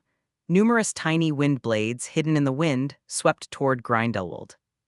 Grindelwald could not see the murderous intent hidden in the wind, but he could clearly sense the danger. He waved his elder wand, and one by one, giant statues of angels rose from the ground. They shone with a metallic luster, had thick, powerful arms, and were armed with spears, swords, and halberds. The dense wind blades were like sharp blades that cut into the surface of the angel statue, creating deep wounds. However, under the constant supply of magic, the wounds quickly began to heal. Just like that, dozens of metal statues, each 5 or 6 meters tall, advanced on Ivan through the storm. Indio, fire roaring. Ivan's expression did not change. A wisp of white flame suddenly ignited from the tip of his wand, and with the help of the storm, it spread into a terrifying white sea of fire in just a few seconds. The angel statue, which was extremely resilient in the face of the wind blade's corrosion, was extremely fragile in the face of the fierce fire. Its rapid recovery could not keep up with the melting speed, and it was gradually devoured and transformed into fuel for the flames. Finally, the rising fierce fire transformed into a long snake and swallowed Grindelwald. A solid barrier of magic appeared around Grindelwald, shielding him from the raging flames. The Elder Wand gave a quick shake, and a huge blade of magic flew out of the tip of the wand, creating an ear-piercing sound. The raging sea of fire in front of Grindelwald was instantly split. This was the Divine Edge Shadowless Curse. After several confrontations with Ivan, Grindelwald was able to recreate the spell with ease. Instead of retreating, Ivan advanced, creating a wall of wind in the middle of the battlefield, weakening the powerful blades of magic. The protective rings on his left hand lit up one after another, neutralizing the attack. With less than 5 meters between them, Ivan took another step forward, and the tip of his wand flashed green. Avada Kedavra, Avada Kedavra, Avada Kedavra. Chapter 1000, Faith, the Sword of Gryffindor. As his death approached, Grindelwald's chest suddenly flashed with a barely perceptible light, and his body, which had been frozen stiff, instantly regained the ability to move. He hooked his free left hand with all his might, and the cabinet behind Ivan crashed into it. Ivan, who was focused on casting the spell, did not have time to react. His back was hit hard, and the life-extinguishing curse, which he had been maintaining, was forced to stop. The 2 beams of light that had been hovering in midair vanished almost at the same time, and the central black dot shrank to a tiny point before expanding even more rapidly. The next moment, a violent explosion sounded in the Department of Mysteries. The aftermath of the explosion cracked the bricks on the ground, and the shockwave knocked the 2 people standing on the field to the ground. More crucially, the spell was forcibly interrupted in mid-spell, causing Ivan and Grindelwald to suffer severe magical backlashes. Ivan got to his feet, clutching his chest, and looked at Grindelwald with confusion in his eyes. He had used his basilisk eyes to immobilize Grindelwald, but Grindelwald was able to move again in an instant, something that had never happened in any previous battle. Sectum Sempra, God's Edge is shadowless. Ivan also waved his wand at the same time. There was the sound of metal and stone colliding in midair. The 2 invisible blades collided and then disappeared. Avada Kedavra, Avada Kedavra. Grindelwald was certain that he would never miss at such a close range, and there was a great deal of killing intent in this fatal spell. However, Ivan, who was less than 2 meters away from him, made an unbelievable move. He made a grabbing motion with his hands without any weapon and slashed down with all his might. The dark green beam of light was sliced apart, spinning away from Ivan's body and slicing off Grindelwald's right hand, which was still holding the wand. Blood spurted from Grindelwald's severed wrist, and the wand, the most powerful wand in the possession of countless legendary wizards, fell to the ground in a whirl. Get out of my way! Grindelwald shouted angrily, and his powerful magic burst forth, transforming into a torrent of ghostly blue fire that surged toward Ivan. No one would have been able to face this terrifying fire head-on, but Ivan did not dodge. He allowed the fire to burn him, and his expression became even more ferocious as he pushed Grindelwald against the wall with the tip of his sword. You can't kill me, Hals. I'm the only one who will win. Grindelwald said fiercely, his good left hand gripping Ivan's shoulder in a death grip. Dark blue fire poured from his fingertips, trying to engulf Ivan. Unfortunately, an invisible barrier of magic floated across Ivan's skin, preventing the fire from entering. You can't be sure of that, Ivan said, his eyes red as he stared at Grindelwald. Take your chances, Grindelwald. Ivan shouted. The sword of Gryffindor glowed with a golden light, and the inscriptions carved into the blade seemed to come alive, quickly absorbing the magic of its wielder. A crack appeared on the cloak's fabric-like surface, and then the crack widened, and the silver-white blade pierced Grindelwald. How? Grindelwald looked down in disbelief. The powerful protective relic had been penetrated, and to his horror, Ivan had not stabbed him in the heart but in the left chest where he kept the Horcrux. I've always been lucky. Ivan's eyes twinkled. He had no idea where Grindelwald kept his Horcruxes or even what they looked like, so he had cut them based on his intuition. It just so happened that his intuition today was very accurate. I see you don't have a third Horcrux. Ivan said sarcastically, sensing Grindelwald's rapidly weakening vitality. The look on Grindelwald's face was one of pure madness. All of his remaining magic surged into his left hand, sending Ivan flying. It's time for you to fulfill your contract. Grindelwald's crazed expression froze, and his left hand trembled around Ivan's neck. You lost this time. Ivan said slowly, his face calm. Don't forget, he's waiting. Chapter 1001, The Beginning of a New Era 1. Ivan pushed himself to his feet and slowly exhaled as Grindelwald lay lifeless on the floor. It's the end of all curses. The end of all curses, Ivan said, looking around at the fire which was still burning and tentatively waving his wand. An extremely magical force quickly spread, and the terrifying fire that spread throughout the Department of Mysteries was quickly suppressed by this force and gradually dissipated. When Grindelwald was no longer in control of the barrier, it began to slowly disperse. Ivan nodded in satisfaction. The Elder Wand was indeed the most powerful wand he had ever owned, far superior to the human bones wand he had worked so hard to create. Wait, the Deathly Hallows. Are you all right, President Harles? Unlike the others, Fran immediately went up to him and asked with concern. Ivan did not seem to be in good shape. His robes were scorched and there was blood on his chest. It was the first time Fran had seen Ivan in such a state. Don't worry, I'm fine. Don't worry, it's Grindelwald's blood. Ivan snapped out of his thoughts and saw the blood on his chest. He immediately pointed at Grindelwald and comforted him with a smile. Flun looked down and saw that Grindelwald's body had a gaping hole in the chest, presumably caused by the sword in Ivan's left hand. Scourgify, cleaning new, Ivan asked about the casualties of the battle after gently touching his clothes with his wand. Flan forced a smile and told him the truth. Of the 400 wizards involved in the attack on the French Ministry of Magic, 137 were injured and 62 Aurors were killed. Nearly half of them died. Ivan couldn't help but frown, but he quickly relaxed. He had expected to suffer heavy casualties when he made the decision to storm the French Ministry of Magic. After all, this was not like the attack on the British Ministry of Magic, where there was no one on the inside to remove the many protective enchantments, and Grindelwald was a difficult opponent to deal with. As a result, the Aurors were forced to engage the ferocious and geographically advantageous Saints head-on, and casualties were naturally high. By the way, President Harles, we also found the masters who disappeared in the French Ministry of Magic more than 6 months ago. Flan reminded him. Ivan was more or less surprised. After searching his memory, he immediately recalled the incident. Did you find out what Grindelwald was after them for? Yvonne asked curiously. Grindelwald is trying too. Flan began, but then she realized that she might have to keep it a secret, and her face grew serious.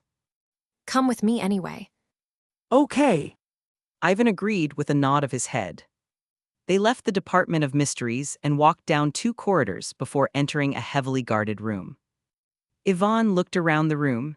It looked like a hospital with hundreds of beds, all of which had been tied up with magical ropes. It was only then that Flun spoke with great caution. Grindelwald wanted these potioneers to develop potions that would make Muggles wizards. Chapter 1001 Part 2, The Beginning of a New Era 2.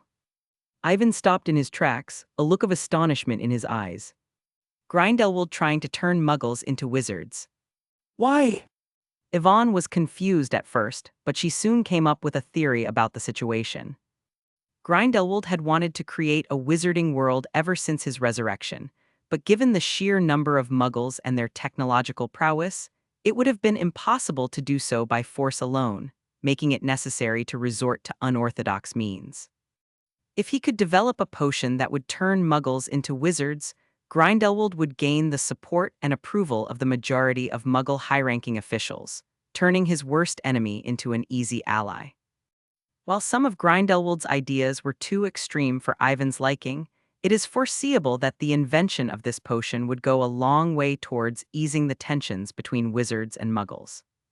Because then the growth of the wizarding community would not be dependent solely on blood heritage and chance within the muggle community, but on a power available to all. At this thought, Ivan asked eagerly, And did he succeed? Flan hesitated, unsure how to respond, and then another voice spoke. Actually, we're halfway there.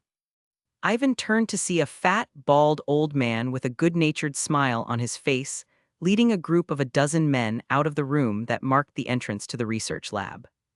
Horace Slughorn. Yvonne searched through Dumbledore's memories and soon realized who he was, one of the few potion masters in Britain, Horace Slughorn, who had been Harry's potions professor in his 6th year. Ah, what an honor. I didn't think the president would recognize me. Slughorn was both surprised and pleasantly surprised that Ivan recognized him at once. He had not expected to be so famous in Britain that even the newly appointed president of the league knew about him. Of course, it was also possible that Ivan had read about the captured members, but Slughorn was so vain that he ignored the possibility. It seemed to him that Ivan must have heard the news and come to the rescue of the French Ministry of Magic with so many horrors. The remaining potioneers apparently agreed and expressed their gratitude to Ivan. It was Ivan's turn to be embarrassed, as the objective of this operation was to destroy the Horcruxes and kill Grindelwald, and he had not expected Horace Slughorn and the others to be imprisoned here. Fortunately, after so many years of hard work, Ivan had long since developed the ability to speak to everyone and accept everyone's gratitude without blushing. He then hypocritically expressed that he had wasted a lot of time gathering information and strategizing, so he had dragged it out until now. Horace Slughorn expressed his understanding. They had learned from Flan that nearly half of the wizards who had tried to save their lives had been killed, and that Grindelwald had secretly captured and imprisoned them at the French Ministry of Magic. Ivan made some small talk, not daring to dwell on the subject for fear of giving it away, then turned to the muggles lying in their beds, wailing, and asked, Tell me, what was that potion about? It all started 6 months ago, when we were attacked. Horace Slughorn paused for a moment, then slowly began to explain. It was around the beginning of the year, when he returned home in high spirits after having confirmed Voldemort's death, only to be attacked by a group of saints. When they woke up, they were met with many of their fellow wizards, who had also been tied up, and Grindelwald ordered them to perform various cruel potion experiments in an attempt to create a potion that would turn muggles into wizards. We did not hesitate to refuse Grindelwald's offer, but he tortured us for the next month, even going so far as to kill the most rebellious of the 3, Master Good, and threatened his family with their lives, forcing us to do his bidding. Horace Slughorn recounted his bitter experiences during his imprisonment, stressing that he had been forced to join this insane potion-making experiment. Ivan examined the potioneers suspiciously. They did not seem to have been mistreated. Also, he had the impression that Slughorn was definitely not that noble, or he would not have touched upon forbidden knowledge of Horcruxes. However, since Grindelwald had chosen to place them under house arrest in the research lab, it meant that they were not entirely on the side of the saints, and given their status as master potioneers, Ivan hesitated for a moment before making his decision. I know what you mean, Master Slughorn. Grindelwald was the real murderer, and you were among the victims. With Ivan's assurance, Slughorn and the others were finally able to relax, and they proceeded to introduce Ivan to their research. After thousands of human experiments, they were able to develop a potion that could give muggles low-risk access to magic, although it was not very effective. Ivan didn't seem to care. The fact that they'd been able to produce results in just 6 months was proof that this was a viable option. All they lacked was a lot of research and experimentation. What's the success rate of the experiment? Ivan asked bluntly, keeping his voice low. Grindelwald's research was cruel, but Ivan was not going to waste the results. Slughorn looked at Ivan in surprise, but quickly realized that Ivan was not as evil-hating as the Daily Prophet claimed, so he dropped the pretense of being a righteous man and said excitedly, About 70%. If you have a witch or wizard who can heal, your success rate will increase to 100% and you will not fail. Chapter 1001 Part 3, The Beginning of a New Era 3. That's not bad. Ivan nodded. It didn't matter if the effect was weaker. The most important thing was that there was no risk. This meant that it could be used as a bargaining chip now. By the way, President Harles, where's Grindelwald? Horace Slughorn asked, suddenly remembering the demon that had captured them. You don't have to worry about that. He's dead. Yvonne replied succinctly. He's dead, are you sure? Slughorn asked in disbelief, as did the other potion masters. At their age, they had both lived through over 50 years of devastation and were well aware of Grindelwald's power and cunning. It was like a dream for them to learn of his death. This time, before Ivan could speak, Walker shouted, President Harles killed him in an honorable duel. Grindelwald's body is now in the Department of Mysteries. Slughorn and the others looked at each other in shock. They all knew what an honor duel meant. It meant that Ivan had killed Grindelwald in a one-on-one fight. But What? Did something happen? Ivan asked, looking at the Auror in confusion. It's information from Mr. Colin Morton. They were betrayed by several fellow Aurors, who, along with more than 30 saints, were holding the president hostage at the Élysée Palace. In addition, Muggle troops have been dispatched and are now surrounding Versailles. The Auror quickly explained the situation. Ivan's brow furrowed for a moment, then relaxed. There were over 600 Aurors in the rapid response force from all over the world, and they all thought differently. It would be impossible to subjugate them all within a month or two, so it made sense for a few traitors to appear.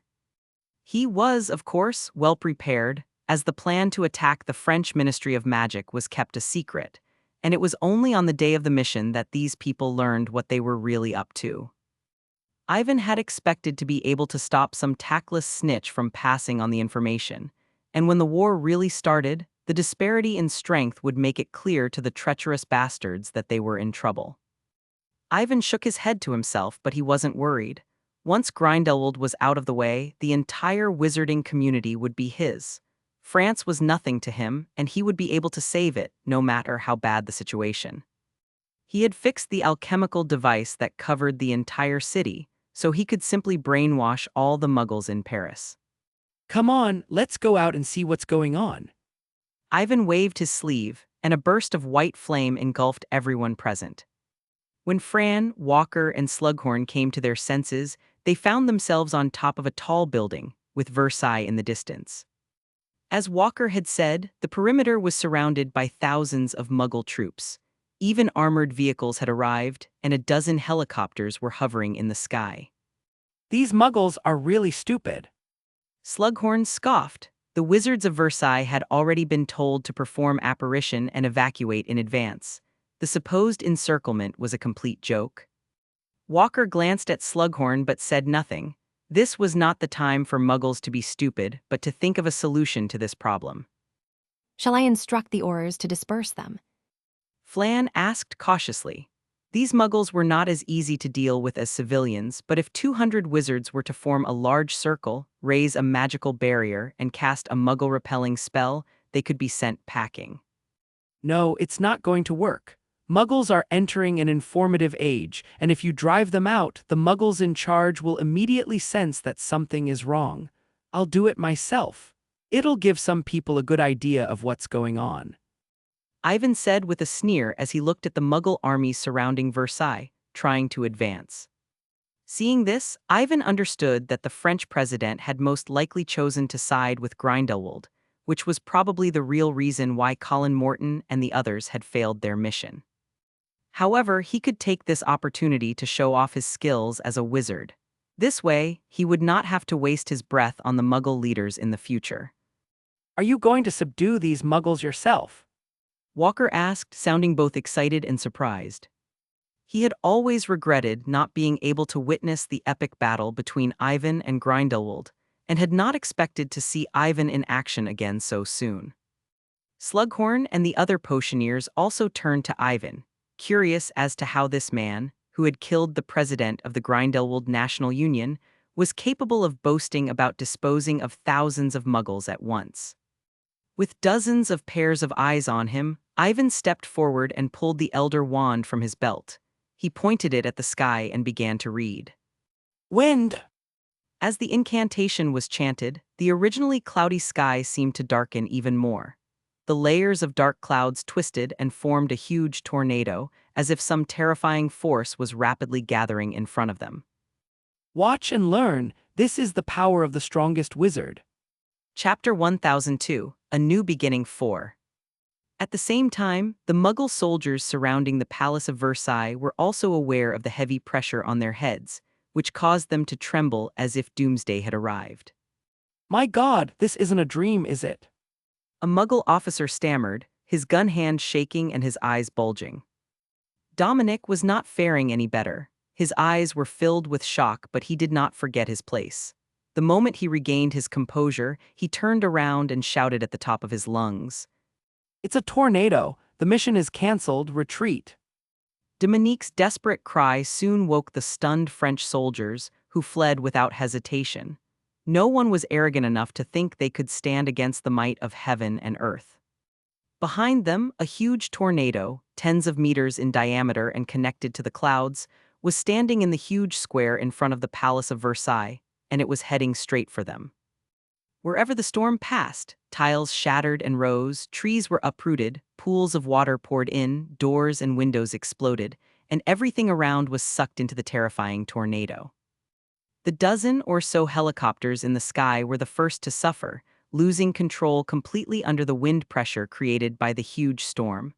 The pilots inside could only watch as they were swept away, leaving behind cries of despair. Come on, let's go to the Élysée Palace to see the president. Having dealt with this small problem, Ivan had no intention of staying any longer and immediately used apparition to head to the next location. What did you say? A tornado suddenly appeared outside the Palace of Versailles and attacked our advance guard, and now we've lost contact with everyone. In the president's office at the Élysée Palace, President Sidon was stunned when he heard the news, and he almost thought it was an April Fool's joke. How could there be such a coincidence, and how could there be a tornado in Paris? Seaton was about to lash out, but the Secretary General tugged at his sleeve and pointed out of the window in shock. Seaton turned to look at her strangely, his pupils dilating in shock. Although it was quite a distance away from the Palace of Versailles, one could still see the huge tornado above the palace from the window.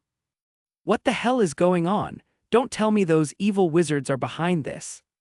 The saints looked at each other, each with a darker expression than the last, and in the end, the leader offered words of comfort. Perhaps that is possible. Seaton frowned and quickly thought of the grim middle-aged man with two colored eyes who had suddenly appeared in his home 3 months ago, and used a bottle of potion and all kinds of magical powers to show him how powerful a person could be. Thinking back to the tornado that had disappeared, Seaton was able to picture what had happened. The wizard Grindelwald must have scattered it. Seaton was relieved to hear this, but a moment later, a deep voice filled the room. If by leader you mean Gellert Grindelwald, then I'm afraid he can't help you now. The saints reacted immediately, pointing their wands at the door, along with the president's guards. As everyone watched, the office door slowly opened. To Seaton's surprise, a young boy walked in. How do you do, Sir Seaton? I'm the acting president of the International Confederation of Wizards, and you may call me Hals. Just now, my Aurors received word that a group of wizards with nefarious intentions were attempting to take the French president hostage, so I'm here to help you. Chapter 1002 Part 2, A New Beginning 5. Help. Seaton looked at Ivan fearfully, not believing a word he was saying. Half an hour earlier, dozens of vicious wizards had burst in and tried to arrest him. Had he not arranged for 30 of Grindelwald's finest snipers to lie in ambush nearby, in conjunction with Grindelwald's wizards to protect him, he would most likely be dead by now. Compared to Seaton's fear, the saints' reaction could only be described as fear. They naturally knew how terrifying the person in front of them was. Most importantly, according to the plan, he should have been killed by the French Ministry of Magic. You guessed right, Grindelwald is dead. I killed him with my own hands. Ivan began, then seemed to think better of it. If you're willing to put down your wands now, I'll give you a chance to redeem yourselves. Ivan's words were sincere and not in the least bit joking. Although these so-called saints had caused him a lot of trouble in the wizarding world, many wizards who joined the ranks of the saints were simply fooled by Grindelwald's theories about wizards ruling the world, and were not truly vicious dark wizards. According to intelligence gathered by the International Confederation of Wizards, Grindelwald had over 1,000 followers. He could not have killed all of them, as they were valuable spellcasters. Ivan wouldn't mind giving them another chance to repent if they were willing to change their ways. Unfortunately, Ivan's plan fell through. When the saints heard about Grindelwald's death, they were horrified and in disbelief. This is fake, he must be trying to fool us. Let's kill him together. The leader of the saints shouted at the top of his lungs, waving his wand vigorously. Reducto crushing. Petrificus totally petrified. Crucio crucius. It seems you've chosen the worst possible course of action. Ivan shook his head in disappointment at the choice of the 30 or so wizards. Grindelwald would not have sent them to spy on the French minister if he were not so loyal. With this in mind, Ivan lost all interest in these people, and the tip of his cane began to take shape. Ray! Ivan intoned indifferently, and the flashing lightning serpents struck the enemies on the field with unbelievable speed. Pratigos armor protecting. Impedimenta, encompassing obstacles. Seeing that their previous attacks had no effect, the saints present were close to despair. In addition, hearing from Ivan about Grindelwald's death, they were immediately flustered. Only a few of them managed to hold on and cast a few protective spells. Unfortunately, the Elder Wand's bloodline magic was not something they could resist. The flickering lightning was even more agile, splitting into dozens of tiny lightning snakes that bypassed the layers of barriers in front of them and surged towards the saints behind. With a series of screams, the battle was over, and Grindelwald's men, as well as the presidential guards with guns, fell twitching to the ground, unconscious. Ivan and Seaton were soon alone in the large presidential office. Seaton's fear of Ivan was at an all-time high as he watched his guards being taken down in a single blow. Under Ivan's repeated pressure, he took several steps back and shouted in panic. Guards! Seaton desperately wanted someone to come in and save him from this demon, but no matter how hard he tried, no one responded. Ivan himself was not at all surprised, as he had sent Fran and the others to protect the important officials of the presidential palace, as well as disarm the guards and bodyguards. The look of fear on Seaton's face, however, caused Ivan to stop in his tracks. From the way Seaton acted when he entered the room, it was clear that the president of France was deeply mistaken about him. With this in mind, Ivan was about to explain himself, but just as he was about to speak, he felt a sense of alarm. As soon as Ivan sensed the threat, he entered his fire avatar state and, without hesitation, unlocked his 3 remaining protective rings. The window on the right suddenly burst open, and a thin bullet slammed into the first barrier, tearing it apart in half a second. Fortunately, after being weakened twice in a row, the bullet had little kinetic energy left. It hung in the air, stuck in the 3rd layer of protection. Ivan reached out and removed the bullet, which had been knocked out of shape and was now hovering in front of his head. Sniping. Yvonne was surprised. She'd thought Fran and the others had sorted everything out. The next moment, Fran appeared, holding a sniper in camouflage uniform and saying apologetically, I'm sorry, Sir Harles, I was careless. Yvonne sounded offended, but she didn't blame him too much. Snipers assigned to protect the president had to be skilled in disguise, and it was normal for one to slip through the net. Ivan turned to Seaton and said in a calm voice, Now that the threat is out of the way, I think we can have a little chat. Chapter 1002 Part 3, A New Beginning 6. Seaton sank into his chair and stared at the young wizard in front of him. Cold sweat broke out on his forehead, but he forced himself to remain calm and asked, What exactly do you want? I believe I have made it clear, Madam President, that we are here to help you. Ivan repeated, raising his eyebrows.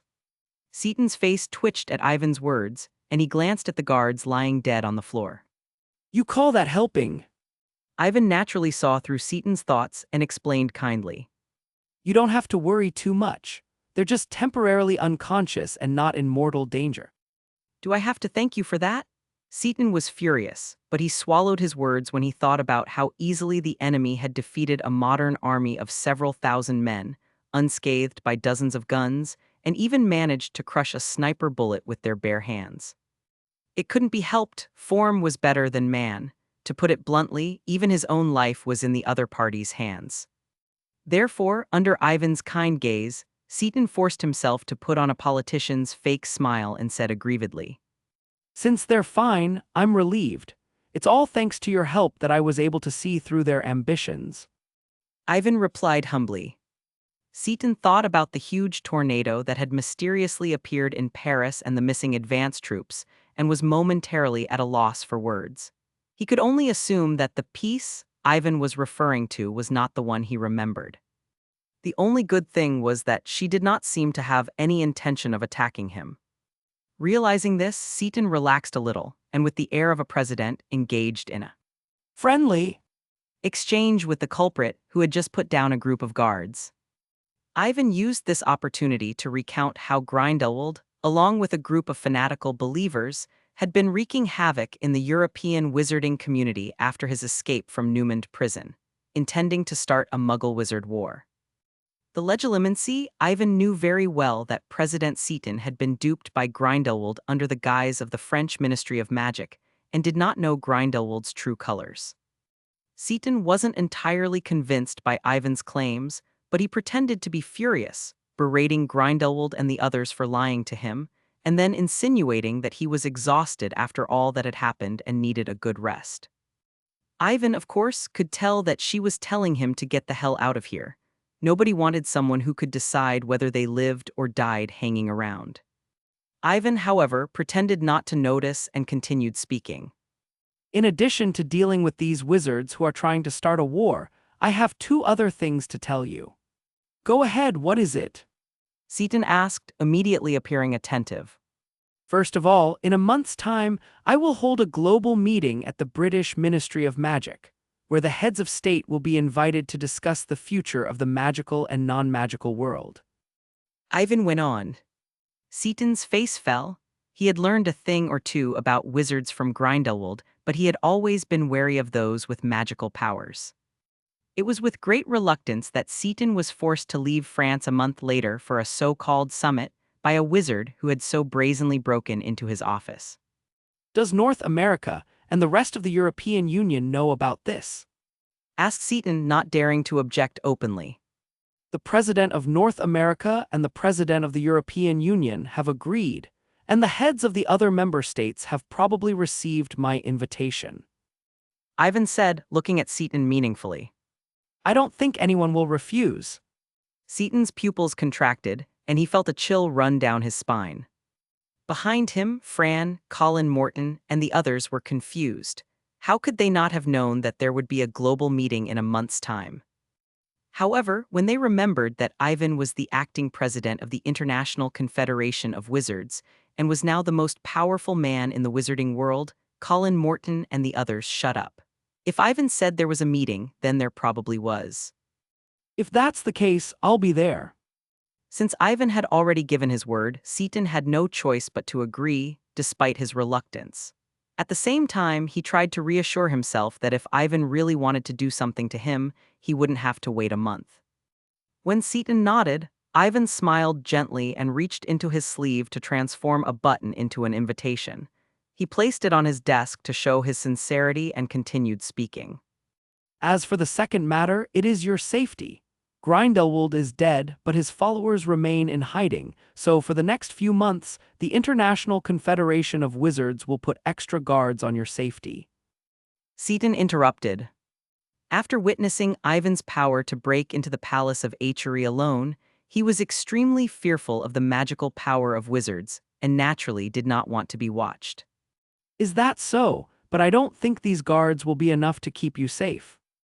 Ivan said with interest, glancing at the guards who had fallen to the ground, unable to defend themselves from his attack. Seaton's face fell, and Ivan continued. Grindelwald's saints were known to be extremely cruel dark wizards, and to have mastered many strange dark arts. For example, using a strand of hair as a medium to cast a curse of misfortune on a target, refining a living person into an inferius, and assassinating your personal secretary with the imperious curse. The more Ivan spoke, the paler Seaton's face became. He tried to imagine what it would be like to have a group of wizards trying to assassinate him. In the face of these strange magic, even if he hid in an underground nuclear shelter, he would not be able to escape. Seaton reluctantly agreed to Ivan's decision to Protect. Chapter 1002 Part 4, A New Beginning 7. After a friendly chat, Ivan left 6 Aurors behind as guards for Seaton and led the group back to the French Ministry of Magic to clean up the mess. Grindelwald, the main culprit, may have been executed, but many of the messes he left behind were still there. The most urgent of these was the election of a new French minister to end the chaos of the French wizarding community. Fortunately, Ivan was very experienced in this, and after some inspection and legilimency, he found the most tactful and favorable head of the Department of Magical Cooperation. The disturbance caused by the huge tornadoes at the Palace of Versailles was also dealt with every Muggle high-ranking official in the know suffering from a memory charm. It was easier to deal with the ignorant masses below, and with the help of experts and the press, it quickly became an ordinary natural disaster. After settling this mess, Colin Morton and the others who had returned to the International Confederation of Wizards hesitated for a while before asking. Herr Hales, is it really okay for us to treat the French president this way? Ivan glanced at him and explained patiently. Don't forget, these are special times, Captain Morton. Imagine if we tried to talk him out of it. Would President Seaton listen and cooperate?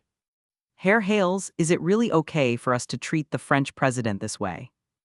Ivan glanced at him and explained patiently, Don't forget, these are special times, Captain Morton. Imagine if we tried to talk him out of it. Would President Seaton listen and cooperate? Corin Morton thought about it for a moment, but could think of nothing to say. If Ivan did not put on a strong front, Seaton would never agree to the addition of an Auror as a personal bodyguard, which would most likely give the saints who were still on the run an opening to exploit. And without official full cooperation, the 2 riots in Paris would not have been so easily quelled. Of course, as a wizard, Colin Morton did not care about the French president's mental health at all. He brought the matter up deliberately just to give a subtle hint to the president in front of him that someone had broken a total of 17 league regulations today. Agent! Chapter 1002 Part 5, A New Beginning 8. During the month, Ivan traveled between the wizarding and the real world in order to communicate with the large number of resources at his disposal, as well as politicians of great political influence. During their last meeting with the International Confederation of Wizards, Ivan had learned that it was best to discuss important matters before they even began, or at least to agree with the bigwigs. If you can't do it, you're bound to get nowhere in a meeting. However, it was not an easy task to convince these titans, who wielded a great deal of power and resources, to do so with their heads held high. Fortunately, Ivan was not to be trifled with. With his legilimency, there were almost no failures in his attempts at seduction. After all, he had 3 decisive chips in his hand. The first bargaining chip was naturally the potion that could turn muggles into wizards, as well as the elixir of immortality. The former represented power, especially after Ivan summoned a giant tornado to dry up a modern army in France, and the presidents and prime ministers who knew about it understood what magic was, and no one would refuse to become a wizard if they could. Not to mention the effects of the elixir of immortality. The heads of the large corporations and political families were all very old. For them, the most important thing at the moment was to continue living. If they lost their lives, no amount of power or money would matter. Of course, Ivan was not one to waste the power of the Philosopher's Stone, nor did he have a good opinion of plutocratic politicians. The elixir of immortality was merely bait that he deliberately let loose. When his plan was successful, he would take back whatever these people had taken from him. The second bargaining chip was Ivan's status as president of the International Confederation of Wizards, which allowed him to make decisions on behalf of the wizarding community. In today's divided Muggle world, wizards are a reconstituted force with the ability to influence and interfere with the balance of power between nations. Even though he was widely acknowledged to be the most powerful American in the world, he had to carefully consider every suggestion made by him as a co-chairman. If all of these attempts failed, Ivan would have one last card up his sleeve: the ability to flip the table. When it came to diehards who were greedy and bent on profiting more from him, Ivan would deal with them in an exclusive fashion. He would cast an imperious curse, then use legilimency to alter a wave of memories. However, this method could not be used often, as the imperious curse would wear off over time, and altering memories was not as reliable as one might think. The human heart would change, and he did not have the leisure to take care of so many people at once. In addition, once the news that he had used the imperious curse to control these giants was exposed, it would definitely have a very bad impact and would hinder the plan. Why are you not used to it? Ivan, who had just Persuaded. a certain stubborn person, noticed that the few Aurors beside him were hesitant to speak. Ivan didn't seem to mind, however, and asked with a smile. Do you think I'm being a little too aggressive? A little too much. It will be like when I lead you to attack the French Ministry of Magic and capture Grindelwald. It will take at least 3 days for a meeting to be held and a search warrant to be obtained, and there is no guarantee that word will not get out, and if Grindelwald escapes and starts a war, there will be even more casualties. Chapter 1003, Epilogue 19 years later. Because of the minister's ineptitude, the infamous Dark Lord Grindelwald was able to recruit believers into the wizarding world in an attempt to start a war between magic and the real world. And then, Papa, you must have stopped him, didn't you? The little witch asked eagerly, her round eyes full of anticipation and admiration. Well. Yvonne deliberately dragged out the word, waiting for the little witch to get impatient before rubbing her head and teasing her. If you're not a picky eater in the morning, little Emma, I'll tell you what happened next. Emma pouted unhappily, and the wizard, who seemed to be slightly older than her, couldn't help but comment. I know this. Later, Dad fought Grindelwald one-on-one in the French Ministry of Magic's Department of Mysteries, killing the Dark Lord and diffusing an impending war. Lane, spoilers are bad habits. Ivan said, flicking Ryan's forehead. He had finally found a way to change his daughter's habit of being picky, and it had been ruined. Little Emma opened her mouth to say something, but then she saw her mother Hermione coming out of the kitchen with a plate in her hands. Hermione's eyes darted around and her words changed. Do you know where Mom was at the time? Len, she must have been fighting alongside Dad, right? How is that possible? I heard that Mom was still at Hogwarts at the time, and she wasn't as strong as Dad, so she couldn't have been of much help. Ryan pursed his lips and said casually. As soon as he finished speaking, he felt an inexplicable chill run down his spine. Shaking, Len turned to find his mother Hermione standing behind him, staring at him with a half-smile.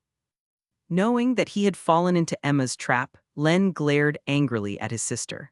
Unfortunately, his petrified eye had been sealed by Ivan long ago, as it would occasionally go out of control. Undaunted by her brother's anger, she made a face at him, then hid in Ivan's arms and giggled. That's where you're wrong, Len. I was only able to defeat Grindelwald because of your mother's help. Ivan broke off the siblings' banter with a laugh, then proceeded to recount the events of the war to the curious faces of the twins. In the duel 19 years ago, Grindelwald and I were neck on neck, with Grindelwald having the geographical advantage and the ability to channel the magic of the entire Ministry of Magic. If I hadn't taken the Felix Felicis in advance and had not been protected by your mother's pendant, the outcome would have been uncertain. After hearing Ivan's story, Emma and Len finally understood how dangerous the duel had been. Even someone as strong as their father had to rely on the protection provided by the crescent moon pendant to barely win. I think Dad is the best. Grindelwald was over 100 years old, 10 times older than Dad, but he still lost. Dad would have beaten him easily. Emma said admiringly. You're so sweet, but you're not wrong. Ivan placed his finger affectionately on little Emma's forehead. 3 years ago, he had broken through to the 9th level of magic, almost to the point of being able to do whatever he wanted. Defeating Grindelwald at that time had been easy. Hermione's lips curled into a smile as memories of the past returned to her. She placed a plate of mashed potatoes on the table and playfully pinched him on the cheek. Did you hear that, Len? Who said I couldn't help? While they were talking, Ivan's face suddenly changed, and a loud explosion sounded. The crowd was shocked but did not react as little Emma, who was hiding in Ivan's arms, muttered. It must be Sister, who blew up the practice room. Hermione had obviously guessed that her eldest daughter was behind this, and the veins on her forehead bulged as she hurried to the practice room, shouting, LL Lanny, get out here right now. Looks like my sister's in for it. Emma lamented with false emotion. Yvonne rubbed her daughter's head, such schadenfreude. Mom, you too. How could you give such a dangerous explosive spell to Leilani? Ivan turned to look at Alicia, who was cutting a steak. With the help of the elixir of immortality, even after 19 years, Alicia's appearance remained the same. In fact, she looked younger than ever. Ivan and Hermione, naturally, took the potion early, and their physical age was permanently fixed at 18. It's rare for Leilani to have this gift, and it's not a good idea to let it go to waste. After all, with blood magic, no fire or explosion can harm her, right? Alicia slowly placed a piece of steak in her mouth and continued with a smile. As I recall, you were even younger than her when you first learned these spells. How is that the same? Ivan asked, shaking his head. He may have been 11 or 12 years old when he mastered dangerous magic and killed his way through Knockoff Alley, but he was very old at heart. Different how? Alicia asked in amazement. Ivan could not claim to be a time traveler, so he replied with a sigh. I'm the most brilliant genius in the history of the wizarding world. I can easily master all kinds of magic. It's impossible for me to lose control. Chapter 1004, Epilogue Warm Daily Life. Then you'll have to work hard, Emma, Len, and try to surpass your father as soon as possible. Alicia teased her grandchildren. Emma, who was hiding in Ivan's arms, nodded, and Len tapped the bowl with his knife and fork and said confidently, Just you wait, it won't be long before the title of strongest wizard is mine. Ivan glanced at young Ryan and shook his head in amusement. It was far too early to think of surpassing him. He would have to practice for another few hundred years. As Ivan was about to tease her, a loud noise came from behind. Ivan turned to see Hermione haranguing a 13-year-old witch, their oldest daughter, Leilani. Due to her phoenix blood, the little girl's eyes were a brilliant golden red, and her appearance was similar to her mother's. Her hair was exactly the same shade of brown, and on her head was a baby phoenix, summoned by Leilani when she was 11. Mom, can you not be so long-winded? All I did was blow up a practice room, and no one was hurt. Anyway, Dad can just wave his wand and cast a restoring charm, right? Leilani covered her ears awkwardly, looking like she was saying, I won't listen, I won't listen. Nothing Hermione said worked, except to look at Ivan and tell him to get his daughter in order. Ivan cleared his throat, pulled a face, and said earnestly, You can't say that, Leilani. Nothing happened this time, but what about the next time? Can you guarantee that you'll be lucky every time? I remember when you were practicing magic in the Forbidden Forest in your first year of school and nearly burned a centaur settlement. If I hadn't arrived in time, you would have been captured by them. As if those centaurs combined can't beat me. Leilani said indignantly. She had mastered Fire Avatar a year ago, and no matter how many centaurs there were, they couldn't do anything to her. Horsemen are intelligent creatures, so it's best if you leave them alone if you don't have to. Also, your mother is considering adding them to her list of protected creatures this month, so you'd better not give her any trouble at work or you'll get a beating. Ivan warned as he rubbed Leilani's head. Leilani slapped Ivan's hand away, puffed out her chest, and said proudly, Don't touch my head. I'm old enough to be in my 3rd year, Dad. Nonsense, the wizarding world doesn't come of age until you're 17 and you're only 13. You're nowhere near that age. Ivan warned her sternly, glaring at the witch and forcing her down onto the seat next to him. And make sure you don't fall in love at school, understand? If I find out, that man is finished. Ivan threatened, squeezing Leilani's cheek. Leilani pursed her lips. A certain headmaster's father was monitoring her every move, and every boy who tried to impress her was invited to the headmaster's office for a private conversation. Besides, being in love isn't as much fun as studying magic. Oh no, not exactly. At least she was nice to him. You're the most obedient, little Emma. Yvonne hugged her cuddly jacket around her and kissed her on the forehead. Seeing this, Len and Leilani pursed their lips in indignation. Emma was supposed to be the most mischievous of them all. She was just pretending to be nice. All right. Whatever it is, let's wait until after dinner. Alicia tried to smooth things over, attracting everyone's attention. Ivan and Hermione left Leilani alone for a while, and the family enjoyed breakfast. When it was finished, a guilty-looking Leilani ran upstairs without giving Hermione a chance to reprimand her. Young Emma and Len were also sent to school by Ivan. Although they had not officially started at Hogwarts, they had to go to primary school like all the other Muggle children. If they did not do well, he would not hold back. Ivan was the one in charge of cleaning the dishes. With a gentle wave of his wand, the pots and pans on the table floated up and became shiny and clean under the influence of magic. It had been nearly 19 years since Ivan last had a decent match, and his wand of the highest quality had been reduced to a mere tool for handling everyday objects. Gulp. Who's this from, Luna? I think so. Ivan replied. Since his invention of the weave 7 years ago, few people used such outdated communication, and Luna still sent him letters from time to time out of habit. Let me see it first. Chapter 1005, Epilogue, the beginning and end of everything. Hermione turned the letter over and over again, as if trying to find something different about it, and even tapped the letter with her wand. A Perseum apparition. A faint magical ripple passed over the surface of the letter, but nothing happened. Don't you trust me that much, Hermione?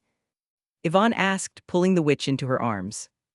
Hermione gave a small snort of distaste, and one could not blame her for being cautious and suspicious, as Ivan's relationship with someone over the past decade had been ridiculously good. She read about Luna in the Daily Prophet yesterday. During her travels in recent years, Luna has discovered dozens of nearly extinct magical creatures such as crumple-horned snorkax, plimpies, and harassers, surpassing Newt Scamander as the most influential magical beast of the century.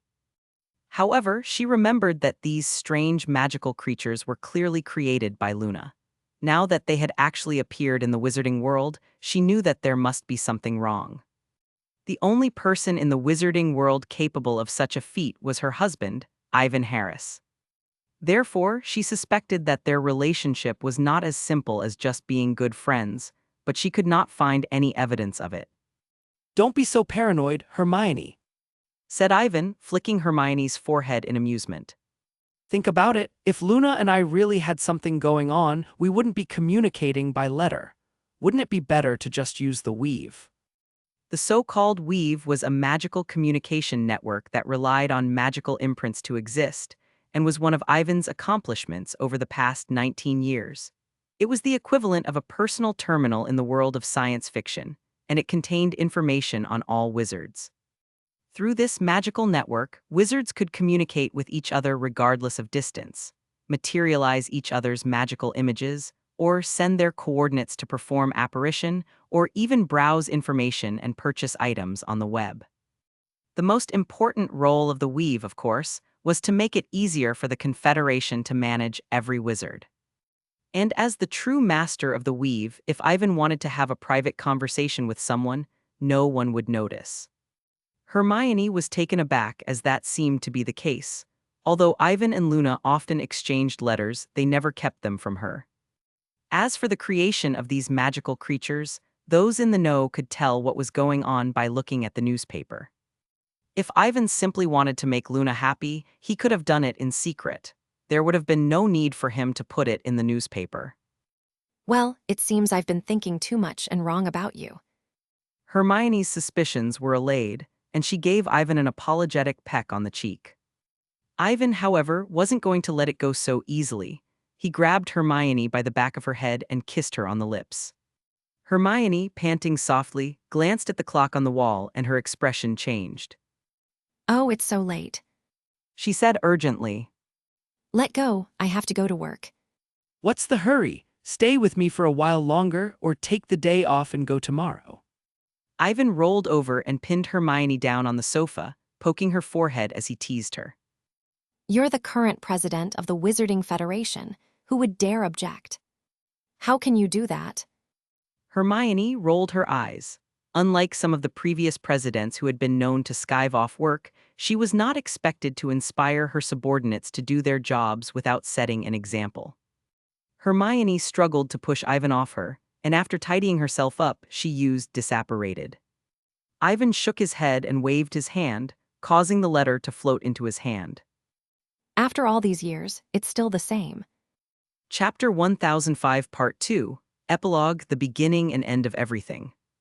After merging with the blood of the Strauss and mastering the power to cross life and death, the Resurrection Stone allowed Luna's mother to return. She had asked Luna to be the professor of magical creatures at Hogwarts in the hope that Luna would be more relaxed. After all, the study of magical creatures was very tiring and dangerous. However, it seemed that Luna was enjoying her current job. With this in mind, Ivan dismissed the idea of dragging his friend back to teaching at Hogwarts. He clenched his right hand, and a golden rhombus crystal appeared in front of him. 0 at your service. What was I to you? Ivan asked tentatively. The cold reminder sounded again.